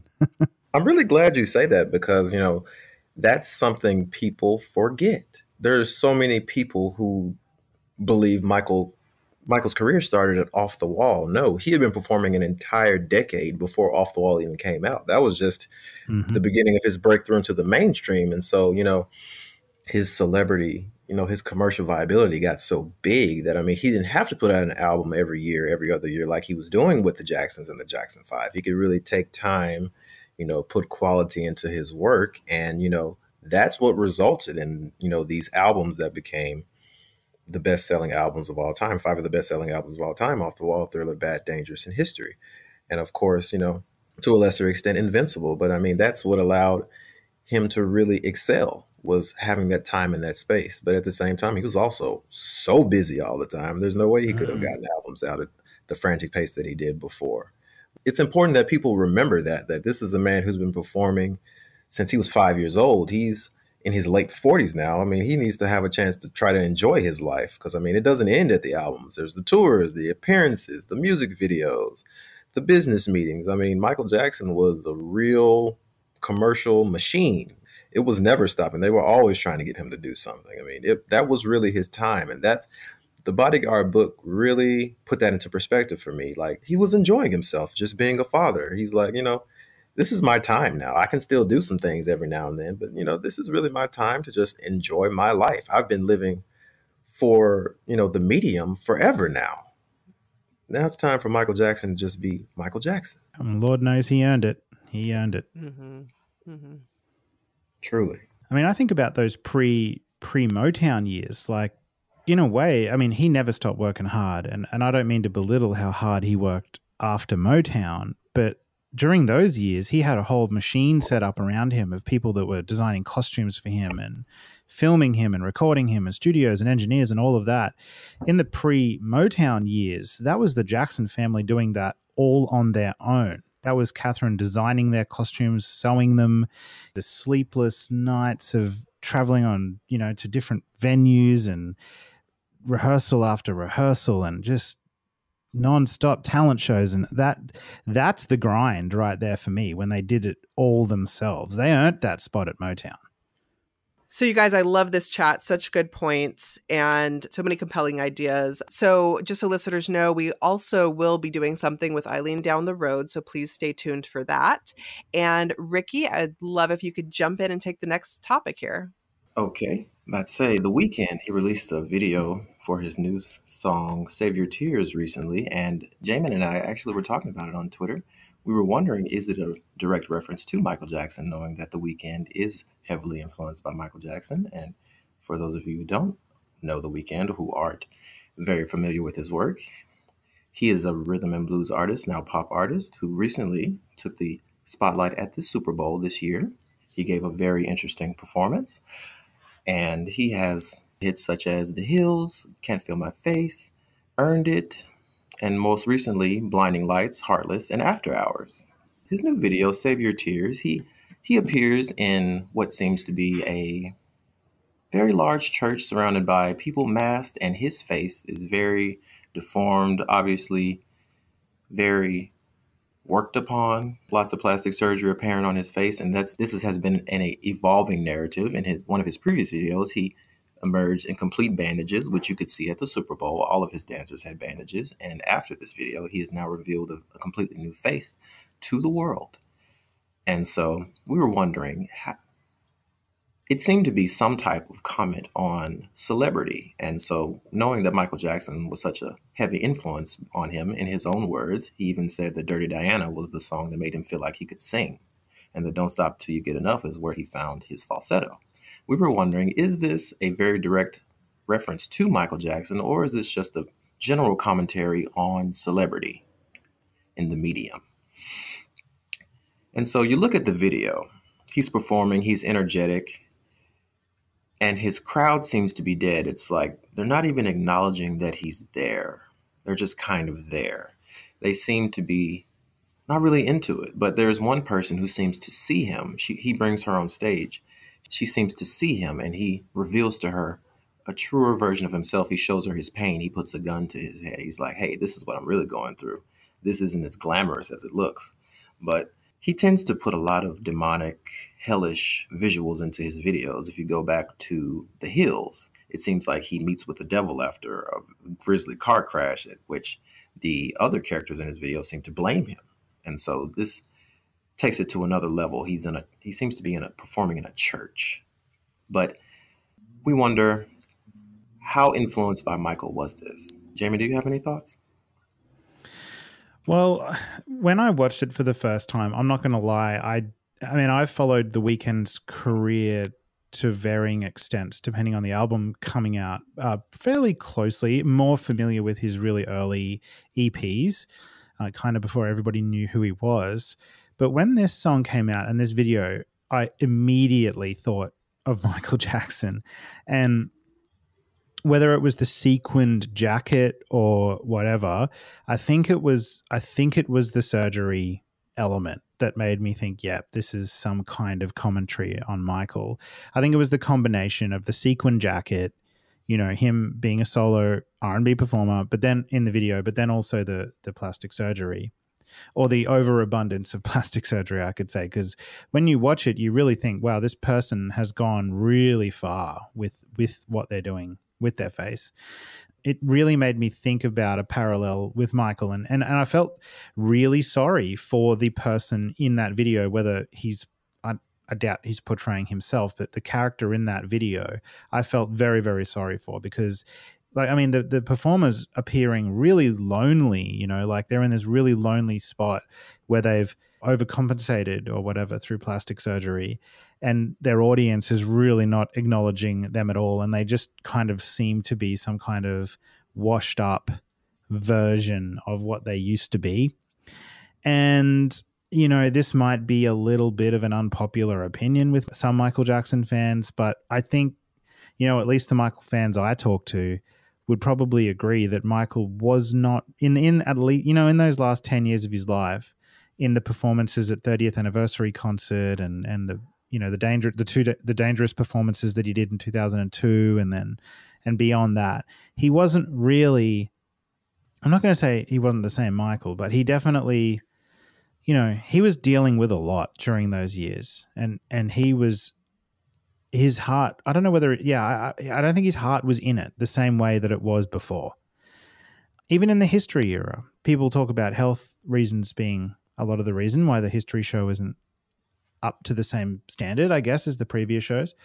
But it kind of reminded me a little bit of that, like an artist who had declined over time in terms of what they were offering in their live performance and how sad that was. And then it made me think of all the reasons why it was like that for Michael.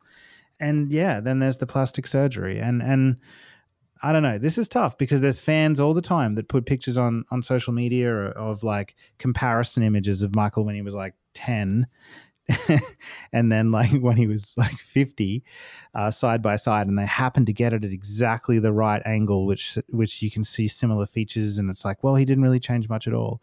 But I think, I don't know, the truth of the matter is that Michael did, he did change himself a lot over the years. And you can go into the psychology of that and the reasons for that, but they do address that on the latest podcast episode of The Detail's latest episode, where MJ Fangirl and the others are talking about it. And for me, there's some fans talk about health issues, the Pepsi burn, the lupus, and all of that kind of thing being perhaps a reason for it. But for me, I think those last 10 years of Michael's life are quite sad. And I don't know if I'm getting my point across very well, but that it elicited a lot of those emotions when I watched the video. Yeah, it definitely is powerful and interesting. I personally, I mean, we know that The Weeknd has been referenced MJ in a lot of his work, so I think there certainly is some connection there. He also, I think, does some kind of James Brown dance moves too in that video. But I think ultimately, I mean, it feels really sad to me and feels more kind of like a general comment on celebrity for all the reasons you guys have mentioned. I don't know, man. It's really depressing. It is. It's a depressing video. I watched it. Like, I like the song. I love the bass line. I really like the song. But when I see the video, it puts me in this headspace that is just really, really sad because, here's this person that obviously at some point was great who has just sort of ended up being a bit of a shadow of themselves. Mm-hmm. Yeah. And even, his dancing is like pretty half-hearted. He does like a few little moves. I mean, not that The Weeknd is known as a dancer anyway, but still it all plays into that. A lot of the story takes place through, his character and the character that he brings on stage. But I also feel like he leaves a lot in the visuals of the audience, how the audience is so ominous, so lack of a better word, they're just so not into his performance. It's like, okay, whatever. These guys are just here. I don't know. When you were talking about it, I started thinking about, just Hollywood, how they're just like, okay, whatever. And I mean, the setting as well. I mean, I feel like the setting had to have some, relevance to it. I feel like, I mean, it's in a church. He's surrounded by all these demonic people. And that's why it made me think of Hollywood, all the parasites, all the people who, are rather greedy. I don't know. Like you said, he's a performer who has seen better days. I mean, is this him not in his death place, but like on the brink of completely losing himself? I don't know if this sounds completely insane. It probably does. But for some reason, this video actually makes me think of the Smooth Criminal video a lot, except like a very, very sad, depleted version of it, because there's all these people wearing fancy outfits, right? But in this case, in Smooth Criminal, they're all paying, such, well, not at first, but such close attention to him, once he's in there and he's like, flip the coin and, he kind of, the music turns on. In this case, they're not paying attention to him at all. And then there's also, I mean, the gun to me almost kind of references, I may be just completely making this up in my head, but kind of references the Smooth Criminal where he shoots, the bad guy. In this case, he's putting the gun to his own head. I don't know. And the woman is like standing right there looking at him. I kept thinking about Smooth Criminal for some reason as I was watching this video. I don't know. Does that sound completely insane to you guys? No, I think it's a different interpretation of it. Certainly. I just think, I feel like it was meant to be more of a reflection of the character rather than, whereas, like you said, Smooth Criminal, I mean, everybody, like he goes into this club, everybody's looking at him. Everybody's like, who is this guy? Like, he obviously has this charisma, this bounce in his step. I mean, he seems comfortable around all these potentially hostile people. Whereas in this guy, he doesn't have any poker face. He's kind of letting it all out there. He's like, look, I'm in pain. I need to get this over with. I mean, to me, that was the gun. That was what the gun symbolized to me. He's like, hey, there's nobody else I can trust with this. Can you please take me out of here? Mm-hmm. I don't know. It seems like the cult of celebrity has caught up with him. He's over fame. He's like, I've seen my best days. They're long gone. There's no way I'm ever going to get it back. Mm-hmm. I'm done. And it seems like, I feel like that was kind of the significance of the setting itself. seemingly in like a church, like send me up. Done. Elise, just on your smooth criminal observation, I was just thinking about another video that kind of reminds me of this weekend video as well that Michael did, and that's the incomplete One More Chance video.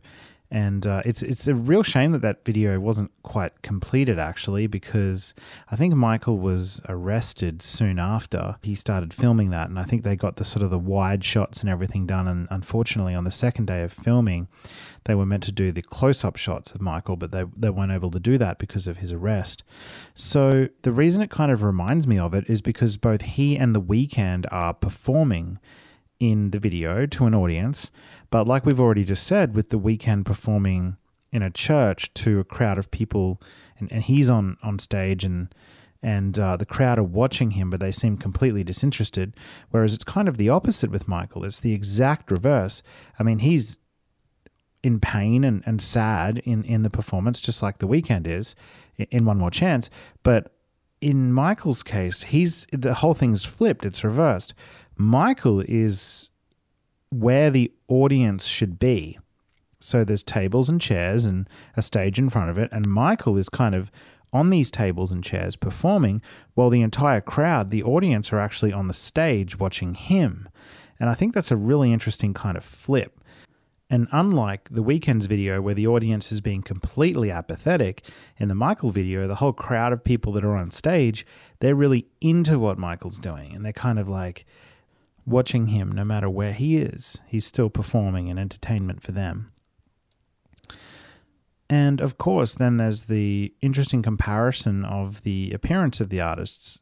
The Weeknd obviously intentionally was portraying himself as looking like somebody who'd had a lot of surgery, etc. But in the case of the One More Chance video, obviously completely unintentional. That was just how Michael looked at that time. He wasn't looking great in that video, and for me personally, I kind of think with all that wig and everything, it was probably the worst he was looking in his whole career. And actually, I think Michael started to look a lot better by the end of the 2000s when he got to the This Is It era. I definitely think there are some parallels to dig into, and this year in particular is a important one in the story of Michael's posthumous reality, because it's been 20 years now since 2001, which is arguably maybe, I don't know if it's too far to say, but probably the lowest point in Michael's performing career. 30th anniversary was such a divisive performance when people talk about it retrospectively. There are some things to enjoy about it, but there are, it is not Michael's greatest moment, especially when you learn what was happening just prior to those performances with his substance abuse.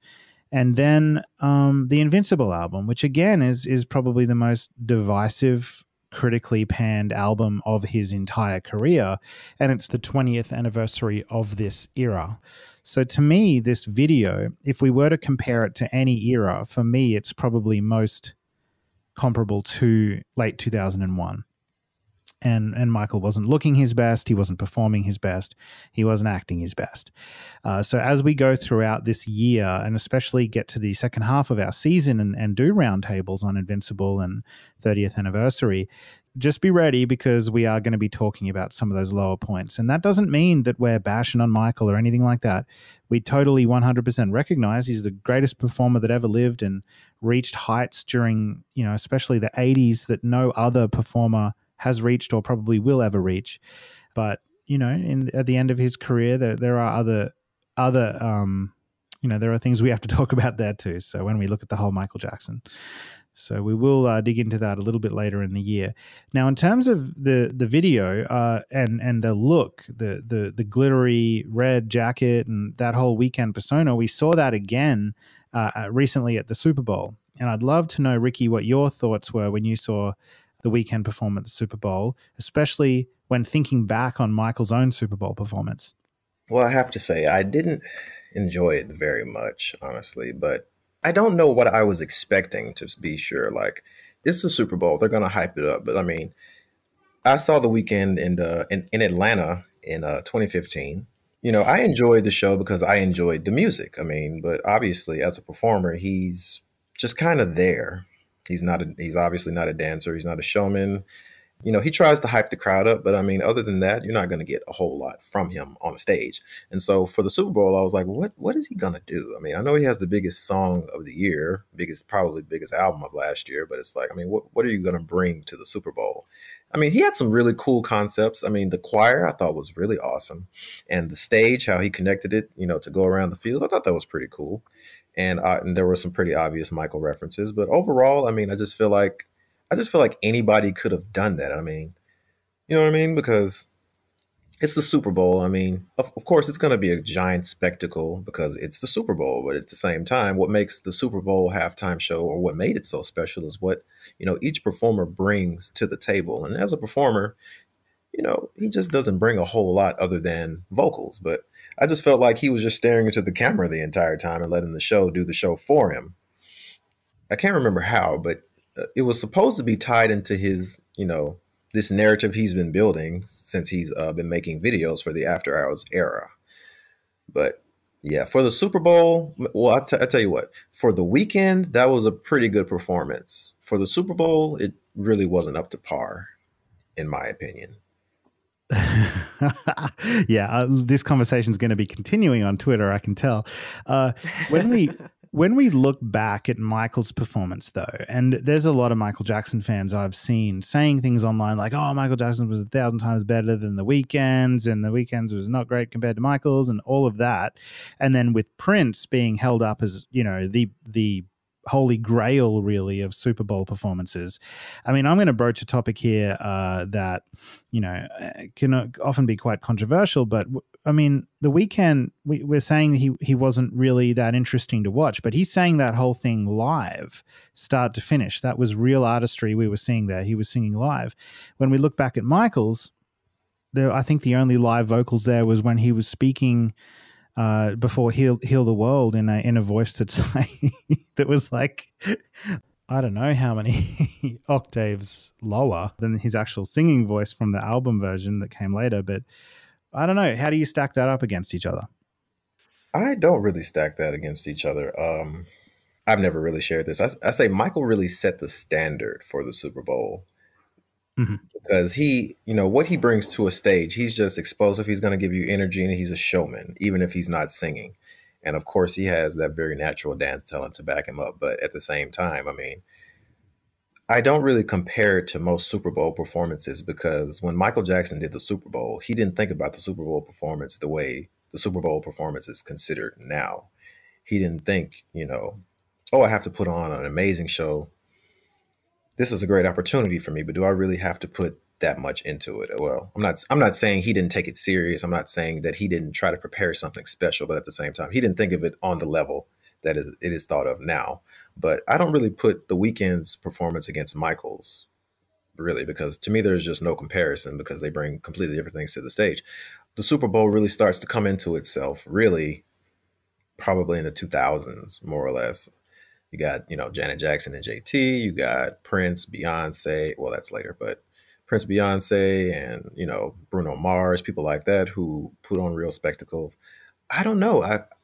It's unfair for you to ask me that, because to me, Michael doing drinking orange juice is more entertaining than just about anybody to me, to be honest with you. But it's hard, because I can't consider this a really top tier Super Bowl performance, because I mean, yeah, he did it live, but I don't know. It just felt like I was just there. I feel like Michael's was a standard setter, but it doesn't really, and I feel like it gets credit for that because it set the standard. But compared to the others, I mean, technologically and, how much effort was actually put into it. I mean, the Heal the World thing was really awesome. I mean, how many people really just got the entire crowd involved? How many people could really pull that off with, something like Heal the World at the same time? So I have to give him credit for that. I don't really compare them. I'm about to say, I mean, when you look at the standard, I think of Prince. I think of what Beyonce and Bruno Mars did. I think of Beyonce's solo one, as a matter of fact. And so compared to those, I think The Weeknd doesn't want to have that conversation, to be honest with you. But like I said, for what it was, for what he brings to the table, like I said, it was a good performance for him. I will give it that. It's just when you talk about the Super Bowl, No, I would have had to pass on that one. Was more optimistic than both of you. But I think it's because my bar during COVID is so low that I was like amazed that there even could be a Super Bowl performance at all. And I was amazed that there could be a lot of dancers. I was assuming, he'd be able by himself in the grass, very distant from everyone.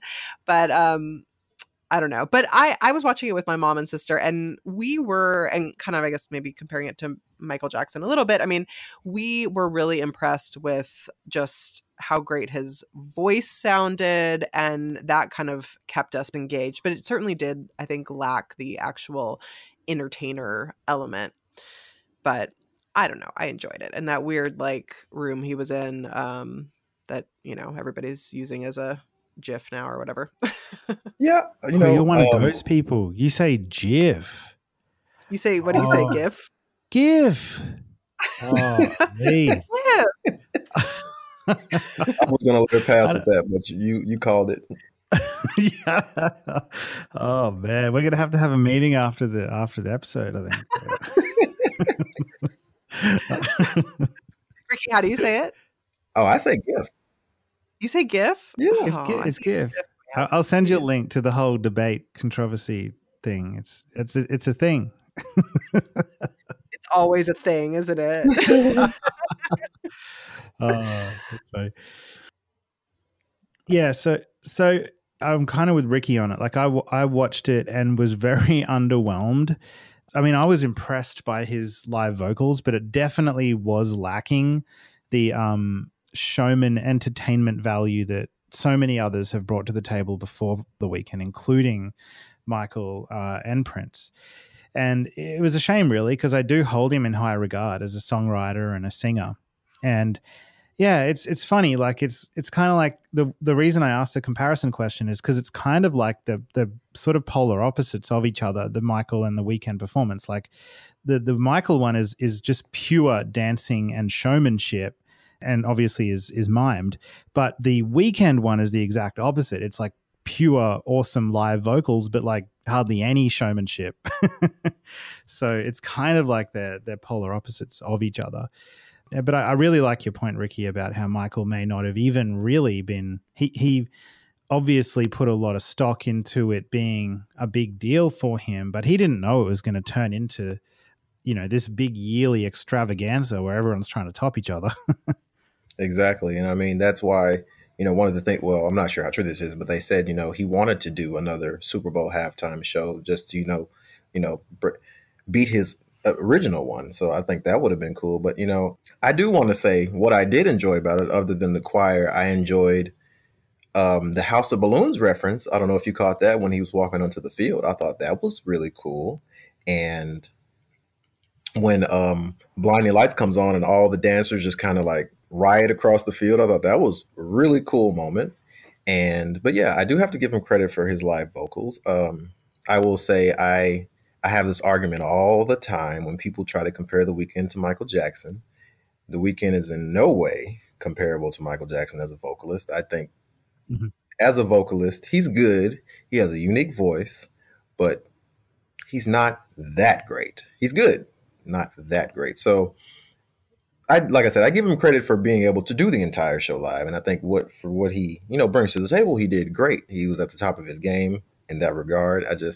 His vocals don't do it that much for me beyond really his falsetto. His falsetto to me is immaculate. If he could sing an entire song in falsetto, I would be all over that. But his chest voice is just a little iffy to me. I always tell people this when they compare The Weeknd to Michael Jackson. I say, well, check this out.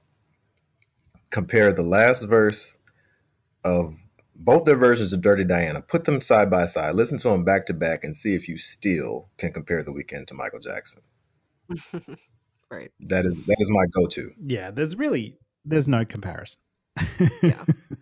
But let me stop. I think I've bashed him enough today. Oh, I look forward to the Twitter replies to this episode. I might have to deactivate for a while.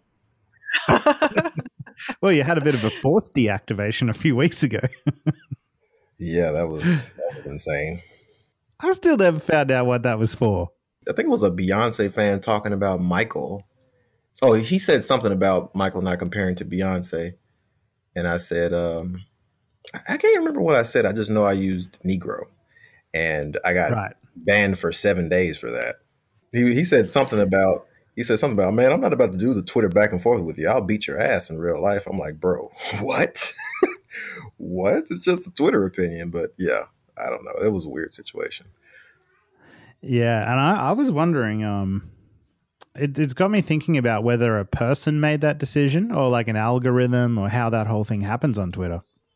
I'm not sure. I don't know. I feel like I've noticed that a lot of, I don't know. It seems like it's more likely for us to get flagged for saying it than, a white person to get flagged for saying it.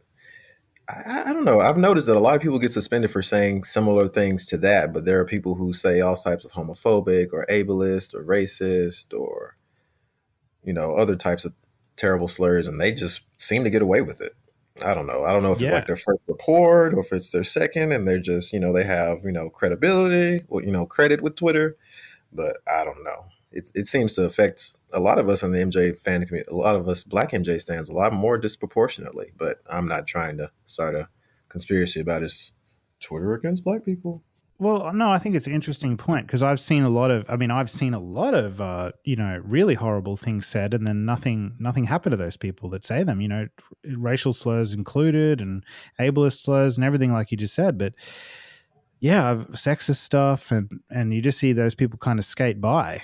But when, to hear that you were, banned pretty much instantly, that's pretty shocking to me. And crazy enough, I didn't even say it hostilely. I was just, throwing it into the sentence. I didn't even say it, aggressively or anything like that. And so it was just random to me. And I tried to appeal it, but it seemed like they weren't reviewing it. So I just said, forget it. I'll take my ban. I think it was like 10 days or something like that, a week. 7 days. 7 days. Right? Really? Yeah. Well, actually, it ended up being 10 days because I decided to forget the appeal like 3 days after I filed it. So, yeah, it did end up being about 10 days. Yeah, and then you had COVID during that time. And so that was scary for me because you said you had COVID on Twitter and then you went silent for like a week. And I was like, oh, my God, is Rickey okay? And then thank God you told me on DM you're all right. But that was really – I was freaking out. Yeah, thank you again for reaching out to me. Not a lot of people really did. So I really do appreciate that. That was very – That's okay. That's all right. I'm always like, I don't follow a lot of people on my Twitter intentionally because I hate having like a clogged up feed of so much information. But you tweet a lot. So when you went silent for a few days, I thought, wow, something has happened here. So, all right, let's talk about the Jacksons because I think we could all agree that the Jacksons era in the late 70s with their self-titled album, Going Places, Destiny, Triumph, that whole run of albums from the Gamble and Huff stuff to their self-produced material is really just an absolute artistic highlight of Michael's whole legacy. I know that period, including Off the Wall and then including Thriller, is just the late 70s and early 80s is just for me Michael's just a real peak of artistry. So I was really excited to see in the news that the Jacksons albums are being expanded and re-released. And my understanding is that they're now, at least some of them are now out, Going Places and Destiny, with the live album still to come, I think it is, on vinyl. We've got a link in the show notes where you can learn about that.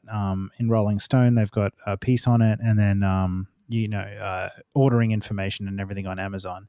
I was really excited. I'll admit at first I was like, yeah, cool. We're going to get some demos and unreleased things on there. And unfortunately it doesn't have that. It's just a re-release with the 7-inch single versions of some of the songs on there as well to fill it out. But I still am excited because, like I said, to me, it's really a highlight period of Michael's career. And then for people, new people that are coming to the table to hear this stuff for the first time, they're going to be able to get it in fresh packaging with some of these single tracks that were hard to get elsewhere. I'm not sure if the music has been remastered. It sounded pretty amazing to me anyway when I'd play those albums, but nevertheless, they're coming out. And for those collectors who love getting vinyl copies of things, there'll be great vinyl versions as well. I have already pre-ordered my vinyl Jackson's Live. I'm very excited about having a shiny new one. I have the old old vinyl, but there's nothing. I mean, the Jackson's Live, I think, is one of the best albums of all time, and there's nothing like playing the actual vinyl itself instead of the digital version. It's just amazing. It's a reason, if you do not already own like a record player, it is a reason to go out and buy a record player, is to hear that particular album in that particular format. It's so good. So I'm going to have one that's not all dusty and scratched. So I'm excited about that. These releases, even if they're not remastered, I just think it's so great and shows how much energy it can infuse into the fandom. Just to even have these, like you said, kind of quote unquote repackaged, even if it's just digital, for these 3 albums, just to have the Jacksons' name out in the public discourse again, to feel kind of re-energized by it, to rediscover some of this music. And I think that's great. I really hope that we continue to see more of it. It makes it fun and engaging. We can go back and kind of rediscover this work. I hope that future releases will include things like demos and stuff. Maybe if these perform well enough, then we'll see that for any future releases. But I'm really excited about it. I did notice that they said that is the just the first wave of new Jackson's releases. So I believe there's something else planned, or at least I hope so. Yeah, that's my understanding too. This seems to be a whole movement of stuff they're going to be doing. I think everybody's hoping for some release of Triumph. Personally, I'm hoping that there's some love for Destiny Tour as well.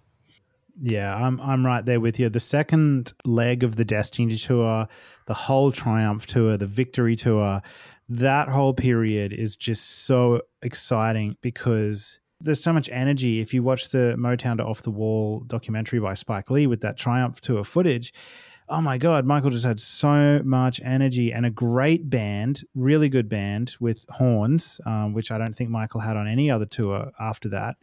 So I'm desperate for that kind of live footage to come out as well. And, you know, I also love the fact that there was so much variation between each show. Like all the Triumph shows, they were mixing up costumes and wearing different things here and there from night to night. The great organic audience interaction, and oh man, there's so much untouched stuff from that era that's yet to come. You know, I feel like that is probably one of the most, I mean, it obviously is one of the most underrated periods in Michael Jackson's career.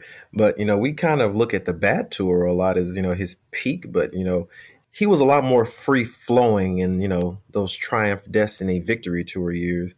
You know, honestly, you look at the Toronto Victory Tour show on YouTube and he's just up there having the time of his life. He's not, I mean, he's still into the show. He's still, you know, hitting his cues and things like that, but he's just up there having a great time. He's not thinking so much about the epicness of the show. He's really just having a great time up there. And it's honestly a joy to watch. It's like I've been discovering a lot. Well, I've been trying to go back and look at a lot more of whatever footage we can get from those time periods. And he just seems to be up there having the time of his life. And it's such an experience. You just feel like you're up there with him. It's awesome. So it's like, that's the part that we're really missing. It's like, you look at the Prince estate and they'll drop anything at the drop of a dime. It doesn't need to be a giant release. Like I thought the Purple Rain Syracuse release was an awesome idea. And I thought about it. I was like, we don't have anything like that for Michael. I mean, they came out with the live album for Wembley, but we don't have anything beyond that and the Jacksons Live.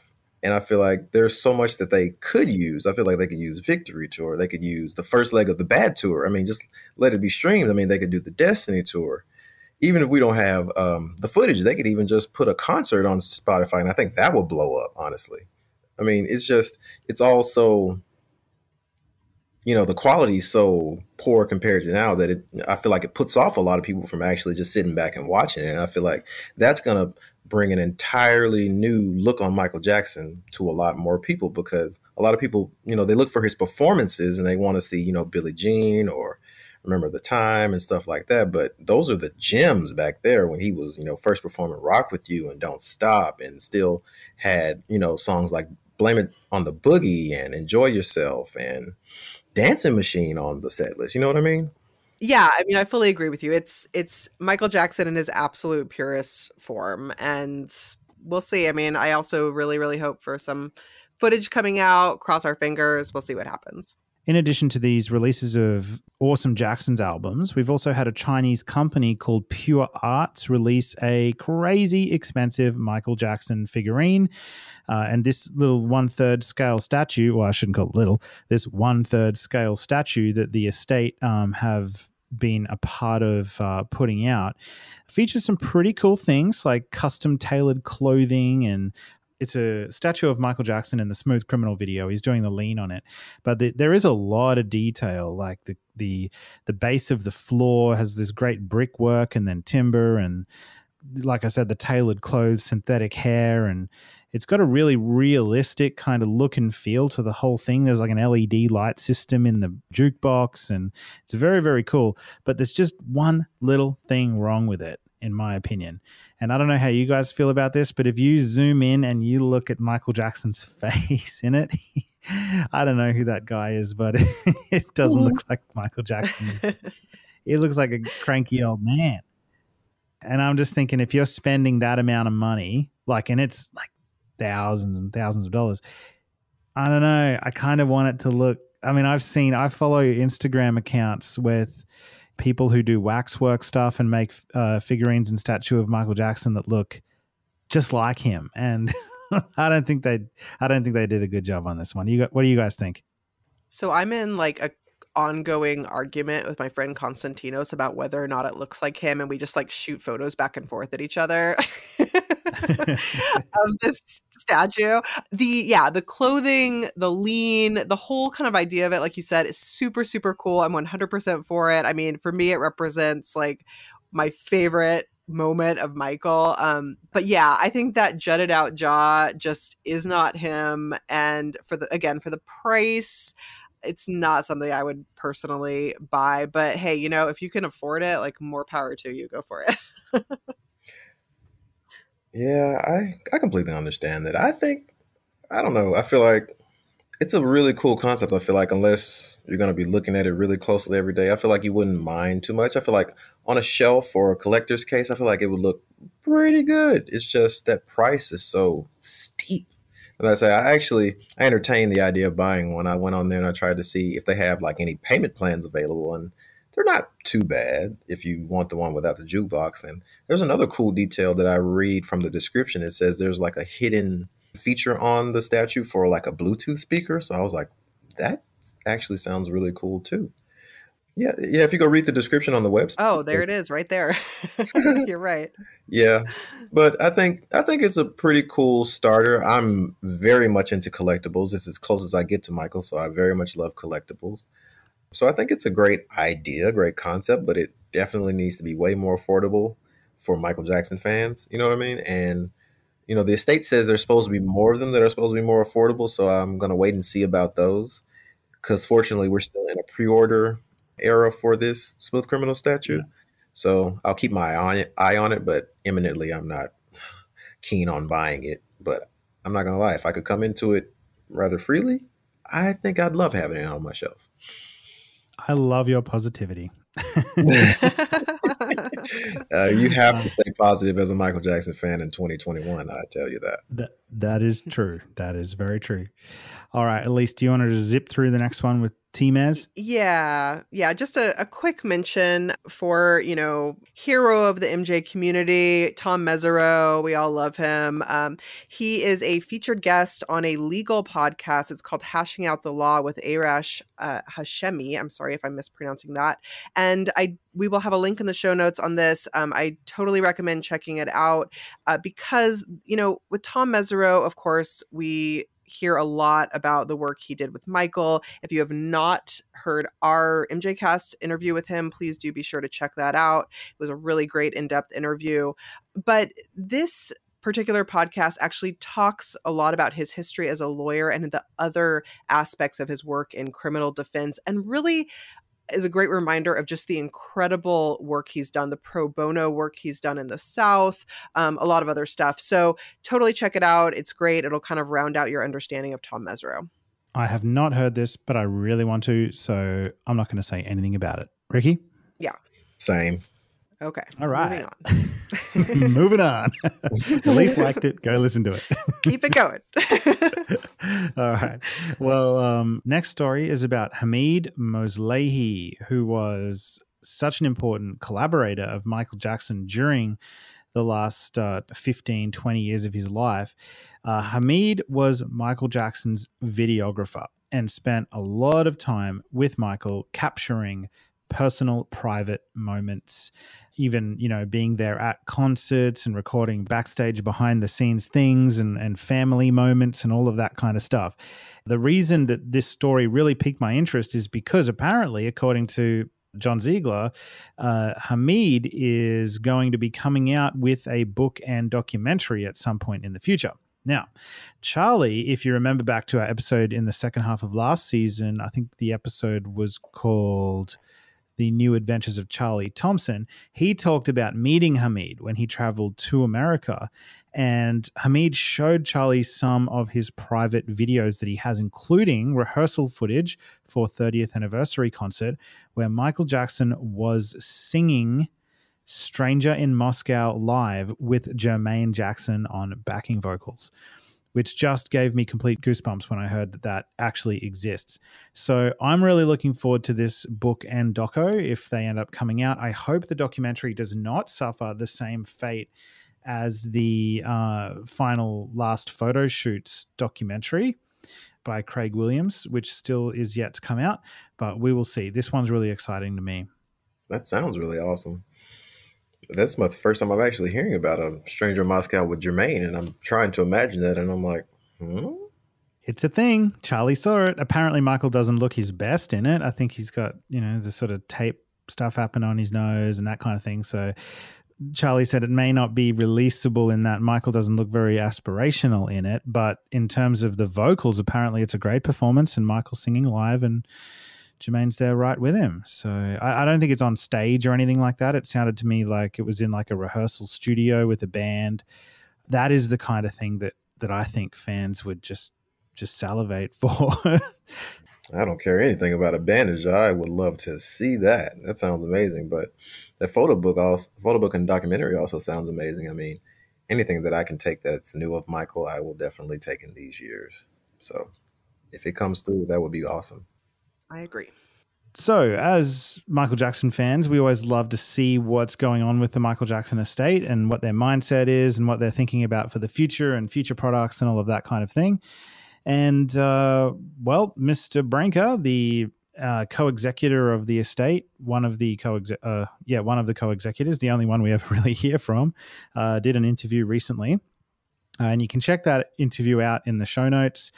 John Branca did this interview with Music Business Worldwide, which is fairly all-encompassing around his handling of the Michael Jackson estate and everything they've done. But unfortunately, again, what you would expect is pretty much what's in here, a very one-sided interview that kind of just shows only the good things that he's done, not all of the things that people criticize him for.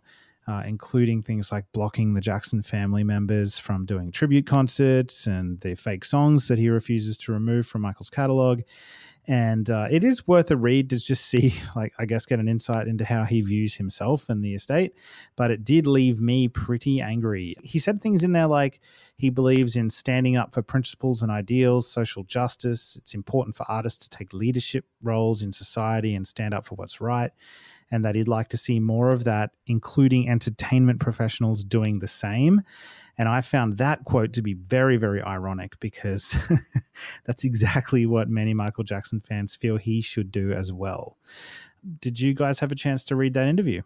Yes, I did. And of course, I was hoping there was some type of new news, but of course, it's just John Branca being John Branca. He, of course, has to throw another shot at the Prince estate, talking about, they left Prince left his estate to be through to a bank or whatever. And I'm like, okay, unnecessary. And it's like, it's not like you've done amazing with Michael Jackson.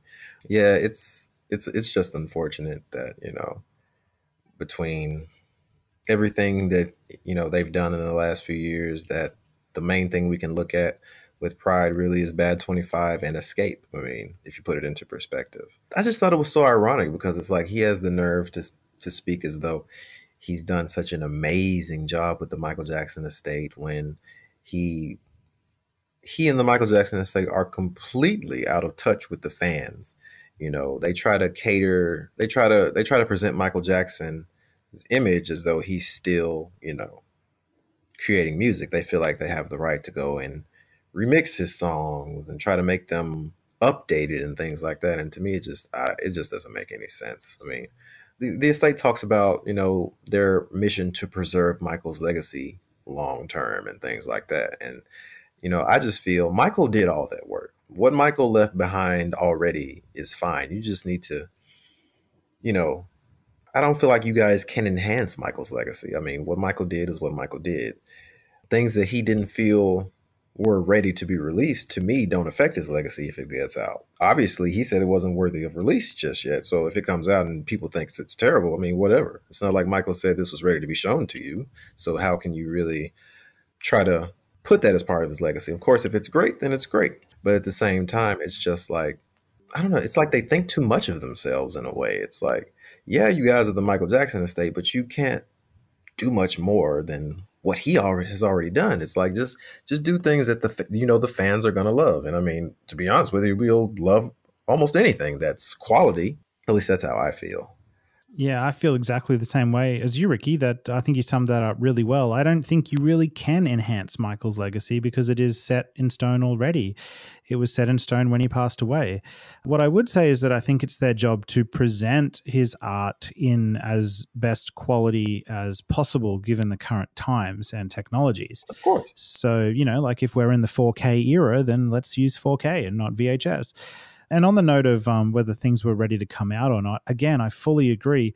I don't mind unreleased things coming out, especially if they're demos. And to be honest, even if they weren't ready for prime time, I'm still cool for that to come out because we can learn and understand how Michael worked as an artist.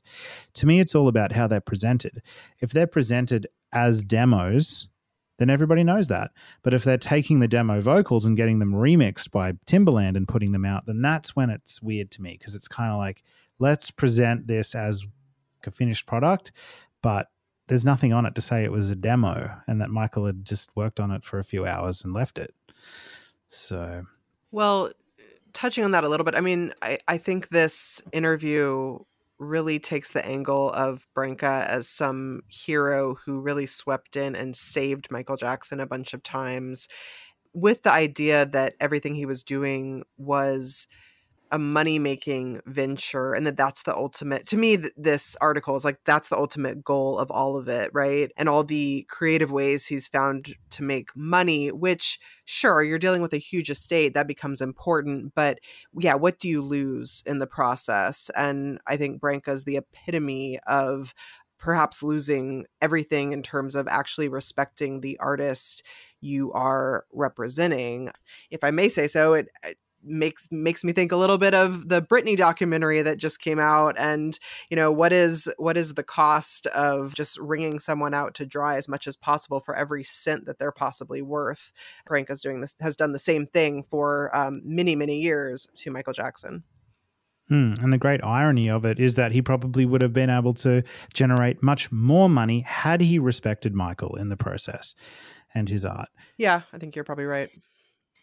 It's interesting when you read this interview, there's very little talk about Michael as a person and his legacy and and respecting that personality and legacy and essence. And it's a lot about making money. I mean, I guess it is a music business worldwide interview, so I can kind of get that. But like you said, there's been a lot lost in this last 10 years of Branca's tenure, and there's no end in sight.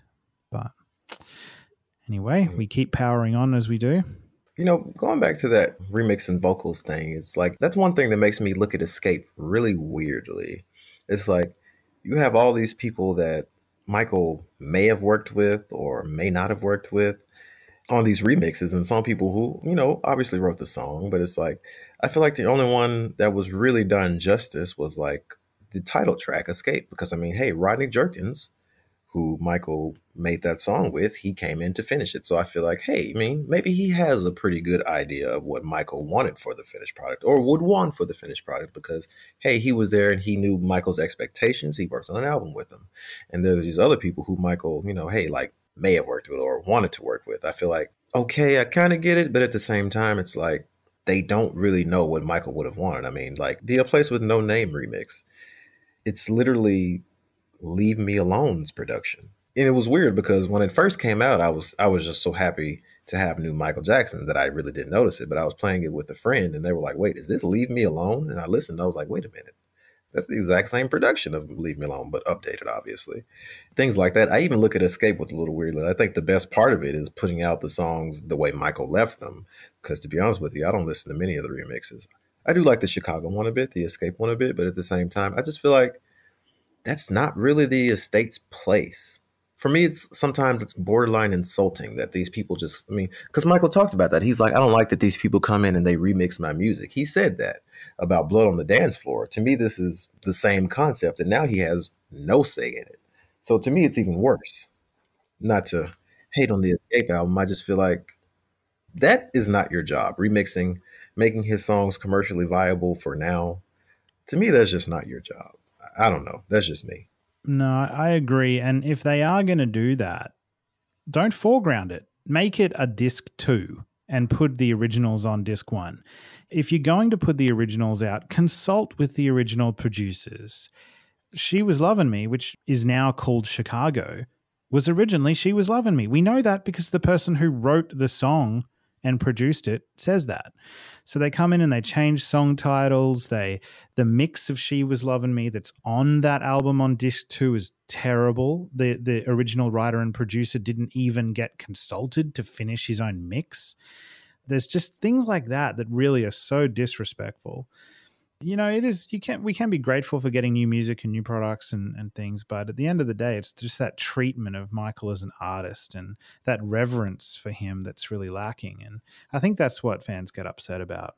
I can definitely relate because I didn't even know that about Chicago. I mean, I knew it was originally titled as She Was Loving Me, but I mean, it's just, shouldn't it be common sense that, obviously if the original producers or writers are out there, why don't you consult them? I mean, I did read about that with Dr. Freeze, with Blue Gangsta. He wasn't consulted for that. I'm like, how does that make any sense? I mean, he has some idea of what Michael would have wanted as the final product for that song. How does it make sense to say, oh, forget you were there. Hey, let's use Timbaland. I mean, Timbaland's great and all, but I mean, did he ever work with Michael? Not that I know of. Some of the people that they refuse to work with, you might think about, Michael Prince, Corey Rooney, and these kind of producers. I don't think it's coincidence that they don't work with the people that are the most critical of them around their choices. They kind of try to, not to use a pun, you just mentioned Dr. Freeze, but I think they just kind of, they freeze these people out because they don't like to... They don't like to give opportunities to people that are highly critical of their decisions, I think. They know that these people will bring attention to the fact that Michael may or may not have been happy with this, and that hurts their brand, to be honest with you. Mm-hmm. Yeah, a good point. All right, Rickey and Elise, let's take our second and final break of the episode just to talk about the MJCast's shop, which people can access at themjcast.com/shop. Well, we have got a bunch of great designs for people to check out at our shop. Of course, there's the classics like our awesome original MJCast Sunset logo and all of those great text-based designs like all the Jacksons' names in one place or all of Michael's solo albums and their titles in one place. But regardless, you can get all of these great designs on a heap of different products, including t-shirts, hoodies, mugs, travel mugs for coffee, phone cases, prints and artworks and different tote bags. And I know Charlie, he just recently got some notepads, which he really likes. Of course, all proceeds from any of our merch sales go to 3 areas: to charity, but also show running costs and new equipment so we can make our shows sound even better for our listeners all over the world. So help promote the MJCast and Michael Jackson all at the same time. Head on over to the mjcast.com/shop, grab an item from our store, get it delivered, enjoy it, and you know what? Why not even think about getting something delivered to a Michael Jackson fan friend as well if you want to give them a little gift. Share the love. All right, well, make sure you grab something from our shop, the mjcast.com/shop. Once it's delivered, take a photo. If you're wearing a cool t-shirt, send a pic of that through, and we'll make sure to share photos on social media as well. Thank you to all of you out there who have gone to the mjcast.com/shop to support the MJCast. It's deeply appreciated. All right, MJ Vibe put together some of MJ's chart data from 2020. It's a little bit incomplete. The article says they started tracking in about May 2020, but we still get a pretty good view of how Michael's songs on Spotify and YouTube did for the year of 2020. You can see where Michael ranks among Spotify listeners, how well his songs have done, how well his albums have sold, and how many views he tends to get on YouTube. So it's a testament to how popular Michael Jackson continues to be in the modern world and how he is actually still very competitive with modern artists as far as streams and sales and views. So if you go to MJ Vibe, you can see Michael's YouTube views, his most viewed short films, his most listened to songs, where he ranks on Spotify compared to others, by country, great things like that. Personally, I tend to try to keep up with how well his songs are doing. If I see one of his songs like Smooth Criminal is about to reach 300 million or Don't Stop Till You Get Enough is about to reach 200 million, I try to let people know. I think it's a great testament to just how Michael continues to appeal to old fans, new fans, casual fans, how his music is still viable, how his legacy has maintained through almost everything. I think it's very important to keep track of, because in this age where people are trying to erase him, it's more important than ever to show that Michael Jackson is still one of the biggest superstars in the entire world. He still appeals to people. His music is still timeless to people. It still makes people feel good. It still brings people together. And he's still a great artist to discover for a lot of people. And so these types of chart compilations, I think, are really important. I'm glad to see people still put him out there and let him know. You see it for people like Mariah and Whitney, who continue to break records as we go on. As a matter of fact, Michael broke another record last year for his charting by decade. He's now the only artist to chart from the 1960s all the way up to the 2020s as a result of Santa Claus Is Coming to Town charting at number 40 or so on the Billboard chart in 2020 of this Christmas season. So I think that was really awesome. And I thought that was another huge boost to his legacy. I mean, this man is still breaking records after all these years. You guys have any thoughts? Well, I am curious. Actually, I have a question. I'm not good at numbers and my eyes glaze over, but so I don't have too much commentary here, but I am curious, since you guys both, I think, kind of follow charts probably a little more than I do. So Michael sold over 100,000 pure copies of Thriller in the US in 2020 alone. I think that's so amazing. Now, by pure copies, does that mean like the full album? Do you guys know? I think it just means the album itself, yeah. So not like a stream of it, but someone actually hit purchase either on iTunes or went to the shop and bought a copy. Yeah, I'm pretty sure a lot of those sales come from the vinyls, because Thriller is consistently in the top selling vinyls chart as well. Yeah. So I think that's a large bulk of it. And matter of fact, a lot of places that sell records, I mean, you're almost guaranteed to see Off the Wall, Thriller, or Bad in those sections. I see them everywhere. I think a lot of it comes from that, but I think it also takes into account CD sales as well, because I believe physical and digital sales are still separate unless they've merged that format. And I know streaming isn't accounted for unless the album hits 1.5 billion streams. So Thriller streams have counted towards its total sales, but I know Bad's haven't just yet. So that's another thing to take into account. Well, no, that's really important information, I think, for fans. I mean, I'm not somebody who really, like you, Elise, cares a whole heap about stats. And I used to when Michael was alive. I was the guy at the shops always purchasing multiple copies of number ones and making sure number ones was sitting in front of other albums around it. And I definitely was big into stats and charts when he was alive. Since he passed away, I kind of haven't been too much because, like we said before, I personally kind of just feel like his legacy is sort of sealed and he topped everything when he was alive. So I give props to people like Rickey who talk about it online and MJ Vibe for doing these kind of articles, but because I think it's great for those people who do care that there's so much information there to look at. I do find interesting like where songs are stacked against each other in Michael's catalog. So I would not have guessed that in terms of when I go through this list on YouTube, I would never have guessed that Smooth Criminal and Billie Jean and They Don't Care About Us were above Thriller. I would have thought the Thriller video would have been the number one watched one, but it's not. So that's cool to see that there's other videos in there that in the mix too. And then in terms of the streaming numbers, when we're looking at albums in particular, I would not have thought that a Michael Jackson posthumous album would have ranked higher than a studio album, but that has happened. When we're looking at his streaming numbers for Spotify, we can actually see the posthumous albums Escape and Michael. Escape is outperforming History, Escape being number 5, History number 6, and then the Michael album outperforming Invincible, with Michael being number 7 and Invincible being number 8. That does concern me. Again, I'll mention with those fake songs on the Michael album, it does concern me that over 128 million people have streamed those songs since May 27th. But anyway. It's like secondhand embarrassment just knowing that. Ugh. It is. It is. I will say, though, that Invincible in recent days has actually overtaken the Michael album. Oh, great. That's good. That gives me hope. This is as of November, so it is a little bit outdated. Like, for example, I just know off the top of my head that Smooth Criminal is over 300 million. Beat It has recently reached 500 million streams. Billie Jean is over 800 million streams. So I will say that his music is still climbing very steadily. I will, just so you know.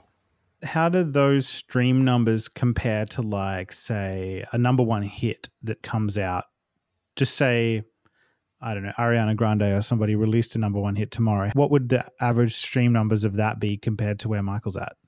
Well, it's tough. I know that it always varies by the artist because you have to account for streams from YouTube, Apple Music, Spotify. I might say on Spotify, they could average like, 100 million streams in a day or so. If it's like, say, Ariana Grande, Taylor Swift might double that. You know what I'm saying?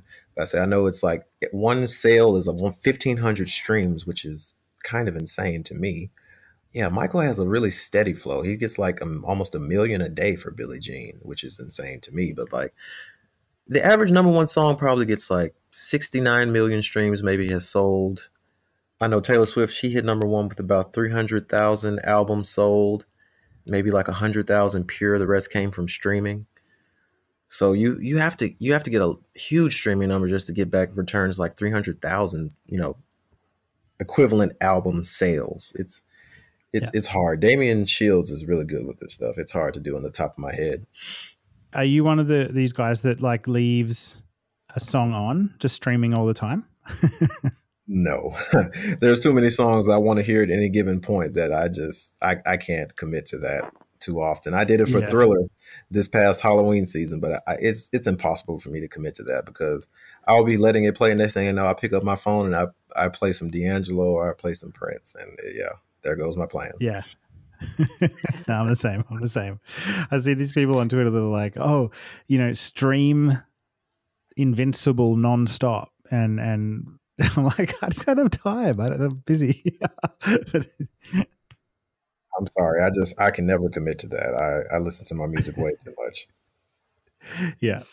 And so for our last news item actually features our guest host today, Rickey Alexander. He has published a new essay on Medium, which we will have linked in the show notes, called What is Michael Jackson's Magnum Opus? And this is a really awesome little piece. I super enjoyed reading this. And Rickey, what I really do appreciate about you, which we talked about earlier, is that you're really great at starting discussions. And here you give us these great little short pieces about each of Michael Jackson's solo albums, minus Invincible, I might add. We can talk about that, about really kind of giving an identity, I think, to each of his albums in this lovely little compact way. And honestly, I read this and it made me think about each of his solo albums in a slightly new way, and really kind of thought about each album in terms of how it actually did shape his life and career and what was possible because of that particular album. So this really does create kind of the fodder for discussion about, which was his magnum opus. So I super enjoyed reading this. And Jamon, what did you think? Exactly the same. I absolutely loved it. I love the length of it. I could get through it, in just, 5 minutes or whatever. And it just really made me think about each album. Very thought-provoking. I love the, you really summarized each album beautifully, I feel. And I agreed with every point you made about each album. I love the high-res images. The album covers just look beautiful, so crisp. But I've got to ask, I didn't see any Invincible at the bottom of the list, and I've got to know why there's no Invincible. Don't get me wrong, I'm a huge Invincible fan. I love Invincible. I feel like it has some of his strongest tracks in his entire career. But I just feel like I had to look at, for each album, the whole point was, how does it, like, which one is the most important? And I feel like Invincible didn't leave enough to his legacy to really be in argument with those other albums. It's like me arguing, Got to Be There is his magnum opus. And I'm not saying that Got to Be There isn't good or doesn't have good tracks. It's just obviously that wasn't Michael Jackson's most important moment. I did consider, how that it did prove that Michael Jackson, 6 years after his last studio album release, he still has a large commercial stature in the industry, very late in his career. 2001, it's the pop revival. So that's Britney Spears, Justin Timberlake, Janet's still on top. Beyonce's coming into her own with Destiny's Child. Usher is climbing. Eminem is up there. Yuck. So I thought that was important, but I felt like beyond that, it didn't really leave a unique mark on his legacy, or at least comparable to the other way the other albums did. And so I decided to omit Invincible. But of course, it's still a very great album. Yeah, I think you explained that really well, because all of those other projects, you depending on, who you are as a fan, you could argue that each of his albums is his most important. There's great arguments for each of those. So that's a good way to look at it. Exactly. And I just kept thinking about it. It's like you'll have there's a lot of people who will swear up and down that History is the best album Michael Jackson ever, released. And you'll have people who say it's Off the Wall. You'll have people who say it's Thriller, it's dangerous, it's bad. I mean, it's anything. And I'm just like, how do we, decide which one is his magnum opus? And I have to think about it. I have to put it into terms and say, how do we decide what is most important to his legacy? And that's how I came to my own conclusion about what his magnum opus was. People look for so many different things in music. There are people who look for relatability or, realness. And so for them, that would be History. You have people who look for commercial status. Obviously, that's Thriller. You have people who look for a signature sound, signature era, signature theme. And so there, it's between Bad or Off the Wall. And you have people who consider your artistic, creative, most versatile, most ambitious album to be your most important because it shows what you can do. I mean, there's Dangerous. So, I mean, I have to put this into terms, and maybe it'll make people change their minds. Maybe it'll make them double down. But I mean, the whole point was, just to start conversation about it. I mean, hey, can we come to some type of general consensus here? Because to me, even as I was typing, to me, it was pretty clear that it was between Thriller or Off the Wall. I mean, even so, Bad still had a very strong argument because compared to the others, there's 9 out of 11 songs written solely by Michael Jackson. Only 2 were not, which is Man in the Mirror and Just Good Friends. I mean, you could make an argument off that. That's him in the middle of probably his most prolific period, which was probably 85 to about 92. I think that's his most prolific period. I mean, a lot of songs came out of that because obviously we got the Bad album, we got the Dangerous album, but that was also where Earth Song came from. They Don't Care About Us. Someone Put Your Hand Out. Lots of other songs that came out later as well. So that was important. But Dangerous, I mean, this is Michael Jackson, No longer with Quincy Jones at the helm. This is Michael Jackson creating his own project. Everything is Michael Jackson's final say. And so that's very important because there's no argument that Quincy had any influence on this album. I mean, this is Michael taking complete control of his element, complete control of his career, complete control of his image, even though Bad was kind of the precursor to that because Quincy came in pretty late on the Bad project. But Dangerous is that moment where people said, hey, Michael does not need Quincy Jones. Michael Jackson is his own artist. And so that's a very important argument. And then there's obviously history that everybody loves, that Michael Jackson takes his personal statements and he relates them to everybody on a very broad scale. He makes his personal experiences relatable in the medium with They Don't Care About Us, with Money, with Tabloid Junkie. These are things we all consume every day. These are things we use every day. These are concepts that we understand. And this is how he's relating to us. This is Michael Jackson saying, hey, I am a person. So that's very important. But at the same time, I felt like Off the Wall was probably his signature era. Signature sound because, hey, I mean, even going forward, as far as Dangerous Bad history, a deciding factor for a Michael Jackson song is, hey, how well does it make people want to dance? And I feel like songs that make people want to dance is nowhere better showcase than Off the Wall. And so I feel like from there, you get the signature expectation, signature, theme, signature goal of Michael Jackson's music from Off the Wall. But you cannot ignore what Thriller did for his career. I mean, without Thriller, the giant impenetrable juggernaut hold that Michael Jackson had on the entire 1980s does not exist if there is no Thriller, because Thriller changed the entire music industry. It changed Michael Jackson's career forever. Every album after Thriller lived in the shadow of Thriller. The only album that, a lot of casuals or critics will compare to Thriller is usually Off the Wall. And so for me, it came down to between those two. And so I said, okay, so why don't I remove an album? And obviously, Thriller left the biggest hole. And so that's how I came to my conclusion. And I wondered, but that was me. And I still felt that there would be people who feel like there are things that are more important to his artistry, to his legacy, to, him showing what he could do as an artist, as a musician, as a producer, than maybe that. And so I felt like it was going to be a great conversation starter. And you totally succeeded. And I love all of your thoughts.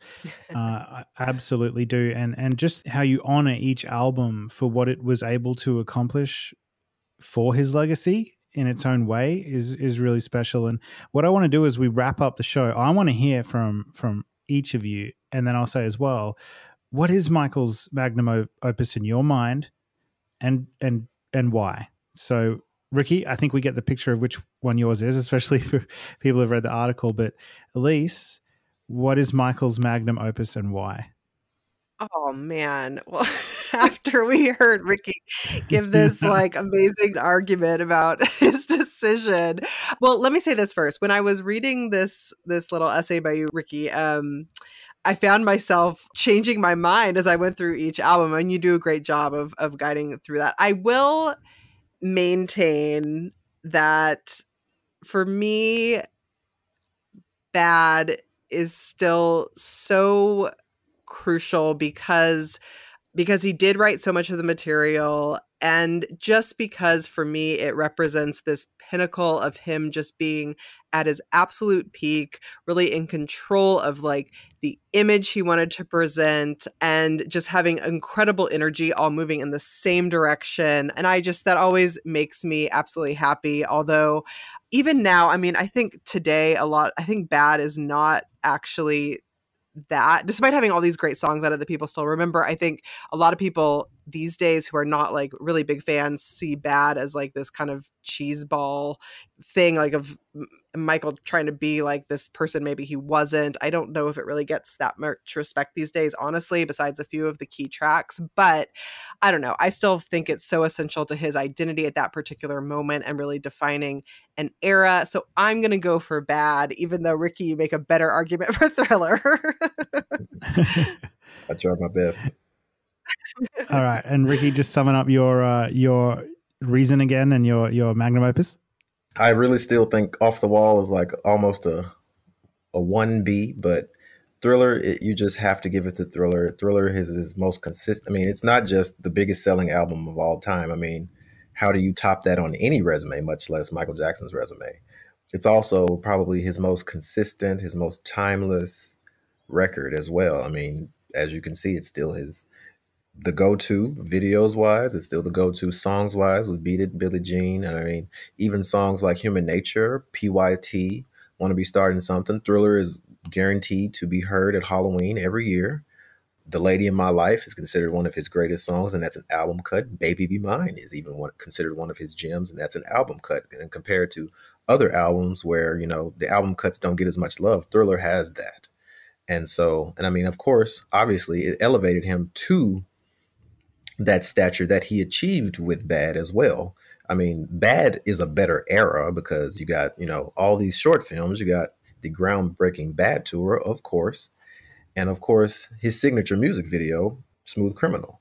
It's just so hard to ignore the commercial stature of Thriller, because if you take Thriller out, if you jump off the wall to Bad, I mean, you have a completely different Michael Jackson here. He's still great, but at the same time, he might not be propelled to the biggest, most famous celebrity of all time. You know what I mean? And so there's just a huge gaping hole if you take Thriller out, if you ask me. And so it's just too hard to argue against, even though I think having a signature sound is almost as important to that. But I mean, how do you beat the biggest selling album of all time? It's the question Michael fought with his entire life. How do you beat it? I mean, how can you argue against it? I mean, I just don't see any way. Well, I'm going to try. Okay, I want to hear it. Okay, here we go. Okay, I do believe, for me, Michael Jackson's magnum opus is actually Off the Wall. Oh, okay. Yeah, for me, just for me, because there's for me, I got to think about what an album is, right? Like, what is an album? An album is a collection of songs. And what do I appreciate most about a collection of songs? I like a cohesive collection. That's something that's, there's elements that flow through the entire album on each song. And this is a very personal thing and an opinion thing for sure. But for me, Off the Wall is his best album, because just aside from the strength of the songs, and if we're thinking about Don't Stop Till You Get Enough, Working Day Night, we've got some really, really killer strong tracks on that album, Rock With You. But even aside from that, the personnel that are working on the album, there is so much cohesion and continuity between those songs. Like if you listen to Don't Stop Till You Get Enough and then just flip straight to a track way later in the album, it's going to sound like it came from the same sessions, because the album was recorded just within a brief space of time with the same sort of session musicians on most of the songs, Lewis Johnson on bass. And I don't know, there's just something about it that it's like a journey that it takes you on from start to finish, and it just feels really cohesive. And for me, I think that's what the critics tap into, because without a doubt, Off the Wall is his most critically acclaimed album. I think it's nearly every reviewer who ever reviewed it gave it 4.5, 5 stars. But that's not to say that other albums don't have stronger high points. I think Thriller has absolutely stronger high points with Billie Jean, and then, Bad with The Way You Make Me Feel, probably, and Man in the Mirror, and then Dangerous with Jam and, other songs. But when I think of Off the Wall, I think of a tight album from start to finish that is a journey that it takes you on the whole way through. And that's why I think Off the Wall is Michael's magnum opus. I don't know if I did a good job explaining that, but just an opinion anyway. So I think you did. You did a very good job. You guys, I did not win that debate. Oh, come on. Bad's great. I love Bad. I went with my heart. The way you described the Bad album as being cheeseball, I'd kind of describe more the Moonwalker movie like that. But no, do not put down Moonwalker. Oh my God. That was, I just hit low, didn't I? I've never considered Bad to be cheesy, though. That's just... I would say with Bad, that's the one that I feel like people kind of who are just casual listeners give the hardest time to that album cover. And I don't know. That's what I feel like I hear from people. So I guess I'm in a constant mode of defending it. Well, I understand. guys, we are going to wrap this show up. I think that was a really cool way to finish our episode, our first episode back in season 7. Before we wrap up, I know that listeners of the MJCast are absolutely going to want to find out where to contact Rickey online, especially on your social media, Rickey. So could you let our listeners know where they can find you? Well, you can always find me on Twitter. I'm pretty much on there all the time. My Twitter is ASAP, 2_ RICKEY. You can also find me on Facebook. My name is Rickey Alexander, and that's the main social media I use. And you can find links to my Medium profile. I have a few more articles other than this one. Yeah, those are the best places to reach me, though. Yeah. Elise and I both agree how beautifully you spark discussion about all kinds of different things. So that is one of the best reasons to follow Rickey, is because every day there's a new topic on there. I think I reply to you more than any other Michael Jackson fan I follow, just because you just you put things on there that just really, really make me think. So thank you so much, Rickey. And of course, the MJCast, our Michael Jackson podcast. You can find us all over the internet. You can find us at themjcast.com if you want to find our website, which is a repository for all of our episodes and articles. You can also find us at the MJCast on all the different social media platforms. We are on Twitter. We are on Instagram. We are on Facebook. You can email us at themjcast@icloud.com. We love getting emails from listeners all around the world. Thank you again for those of you who responded to our end of season 6 survey. Really, really appreciate the depth and detail people went into and how invested so many people are in our little old Michael Jackson podcast, which is sure to keep going strong for many, many seasons to come. And also, if you want to subscribe to us, please do. If you're listening on the website or YouTube, thank you. We still value you listening. But I've got to say, when you subscribe to the MJCast on a podcast platform like Apple Podcasts or Spotify or Amazon Podcasts or something like that, you are going to get a totally different experience because we are a podcast. So when you listen on those platforms and we're talking about certain things, you can interact with the show notes live and go to different things we're talking about and really, really engage. You can pause and play and come back to shows later from where you left off. You can skip chapters and really enjoy it in that way. So please do subscribe to the MJCast. Rate and review us, please, on the platform you're listening to us on. That really helps us in terms of visibility of the show. And thank you so much for tuning in. We've got a great season 7 planned with so many awesome episodes to come, including lots of specials we've already lined up with guests that are going to give us wonderful insights into the life of Michael Jackson. Just to wrap up, I want to thank you so much, Rickey Alexander, for joining us on our first episode of season 7. It's been an absolute pleasure speaking with you. I've had so much fun. Thank you guys for inviting me back. Hopefully I can come back again soon. We'd love that. For sure. Whenever you have me, I'll be here. And Elise, it has been awesome being able to talk to you on the same episode. We really are two different people. All right. Well, I'm going to sign off because my little daughter and my wife are waiting for me. We're going to jump in the car and go to the beach and have a great afternoon. So thank you so much for listening to this episode of the MJCast. We can't wait for a great season 7. Bye for now. Keep Michaeling. Elise? Stay bad. Oh, you were getting there. Wait. Stay bad. No, how do I do it? The first one was good. The second one was a little intense. Stay bad. Oh, wow. Okay. Then we got a little bit sensual on that one. Do you have a sign off? Peace out. Oh, no.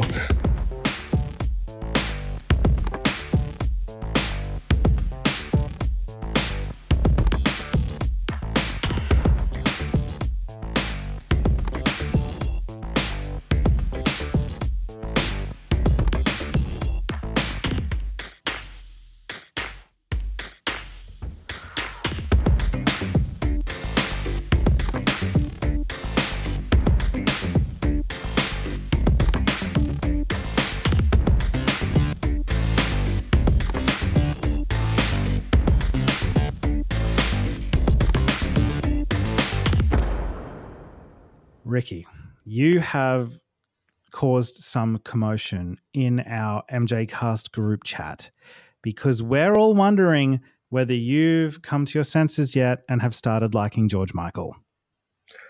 Oh. Oh. I don't know, Basley. Nobody really listens to him here. So I mean, I just never really had a chance to just discover him naturally. So that's why I asked. I see a lot of my mutuals talk about him. I've had one person in my real life talk to me about him, an older gentleman. And he was like, George Michael was like Adele is now. People in the inner city who typically don't listen to that, type of artist listen to him because he made such good music. Like Adele is so, heavily played now. He said back in the 80s, George Michael was that. But I never checked him out. But I did listen to Careless Whisper while I was in the car that day. And I was like, what? I think I've heard this. It's pretty good. I enjoyed the performance that I was sent as well, where he covered Somebody to Love. I thought that was pretty good. Yeah, I can't say I'm a fan yet, but I do like what I've heard about him. He seems like he was a pretty decent guy. Before that, all I ever knew was his quote unquote take on MJ. So, I mean, I didn't have much to go off of, but I think I'm getting there. I think I'm going to listen to him a little bit more while I'm at work and see what I like. Very nice. Very nice. We'll keep talking in the group chat and strategically sending you certain songs that are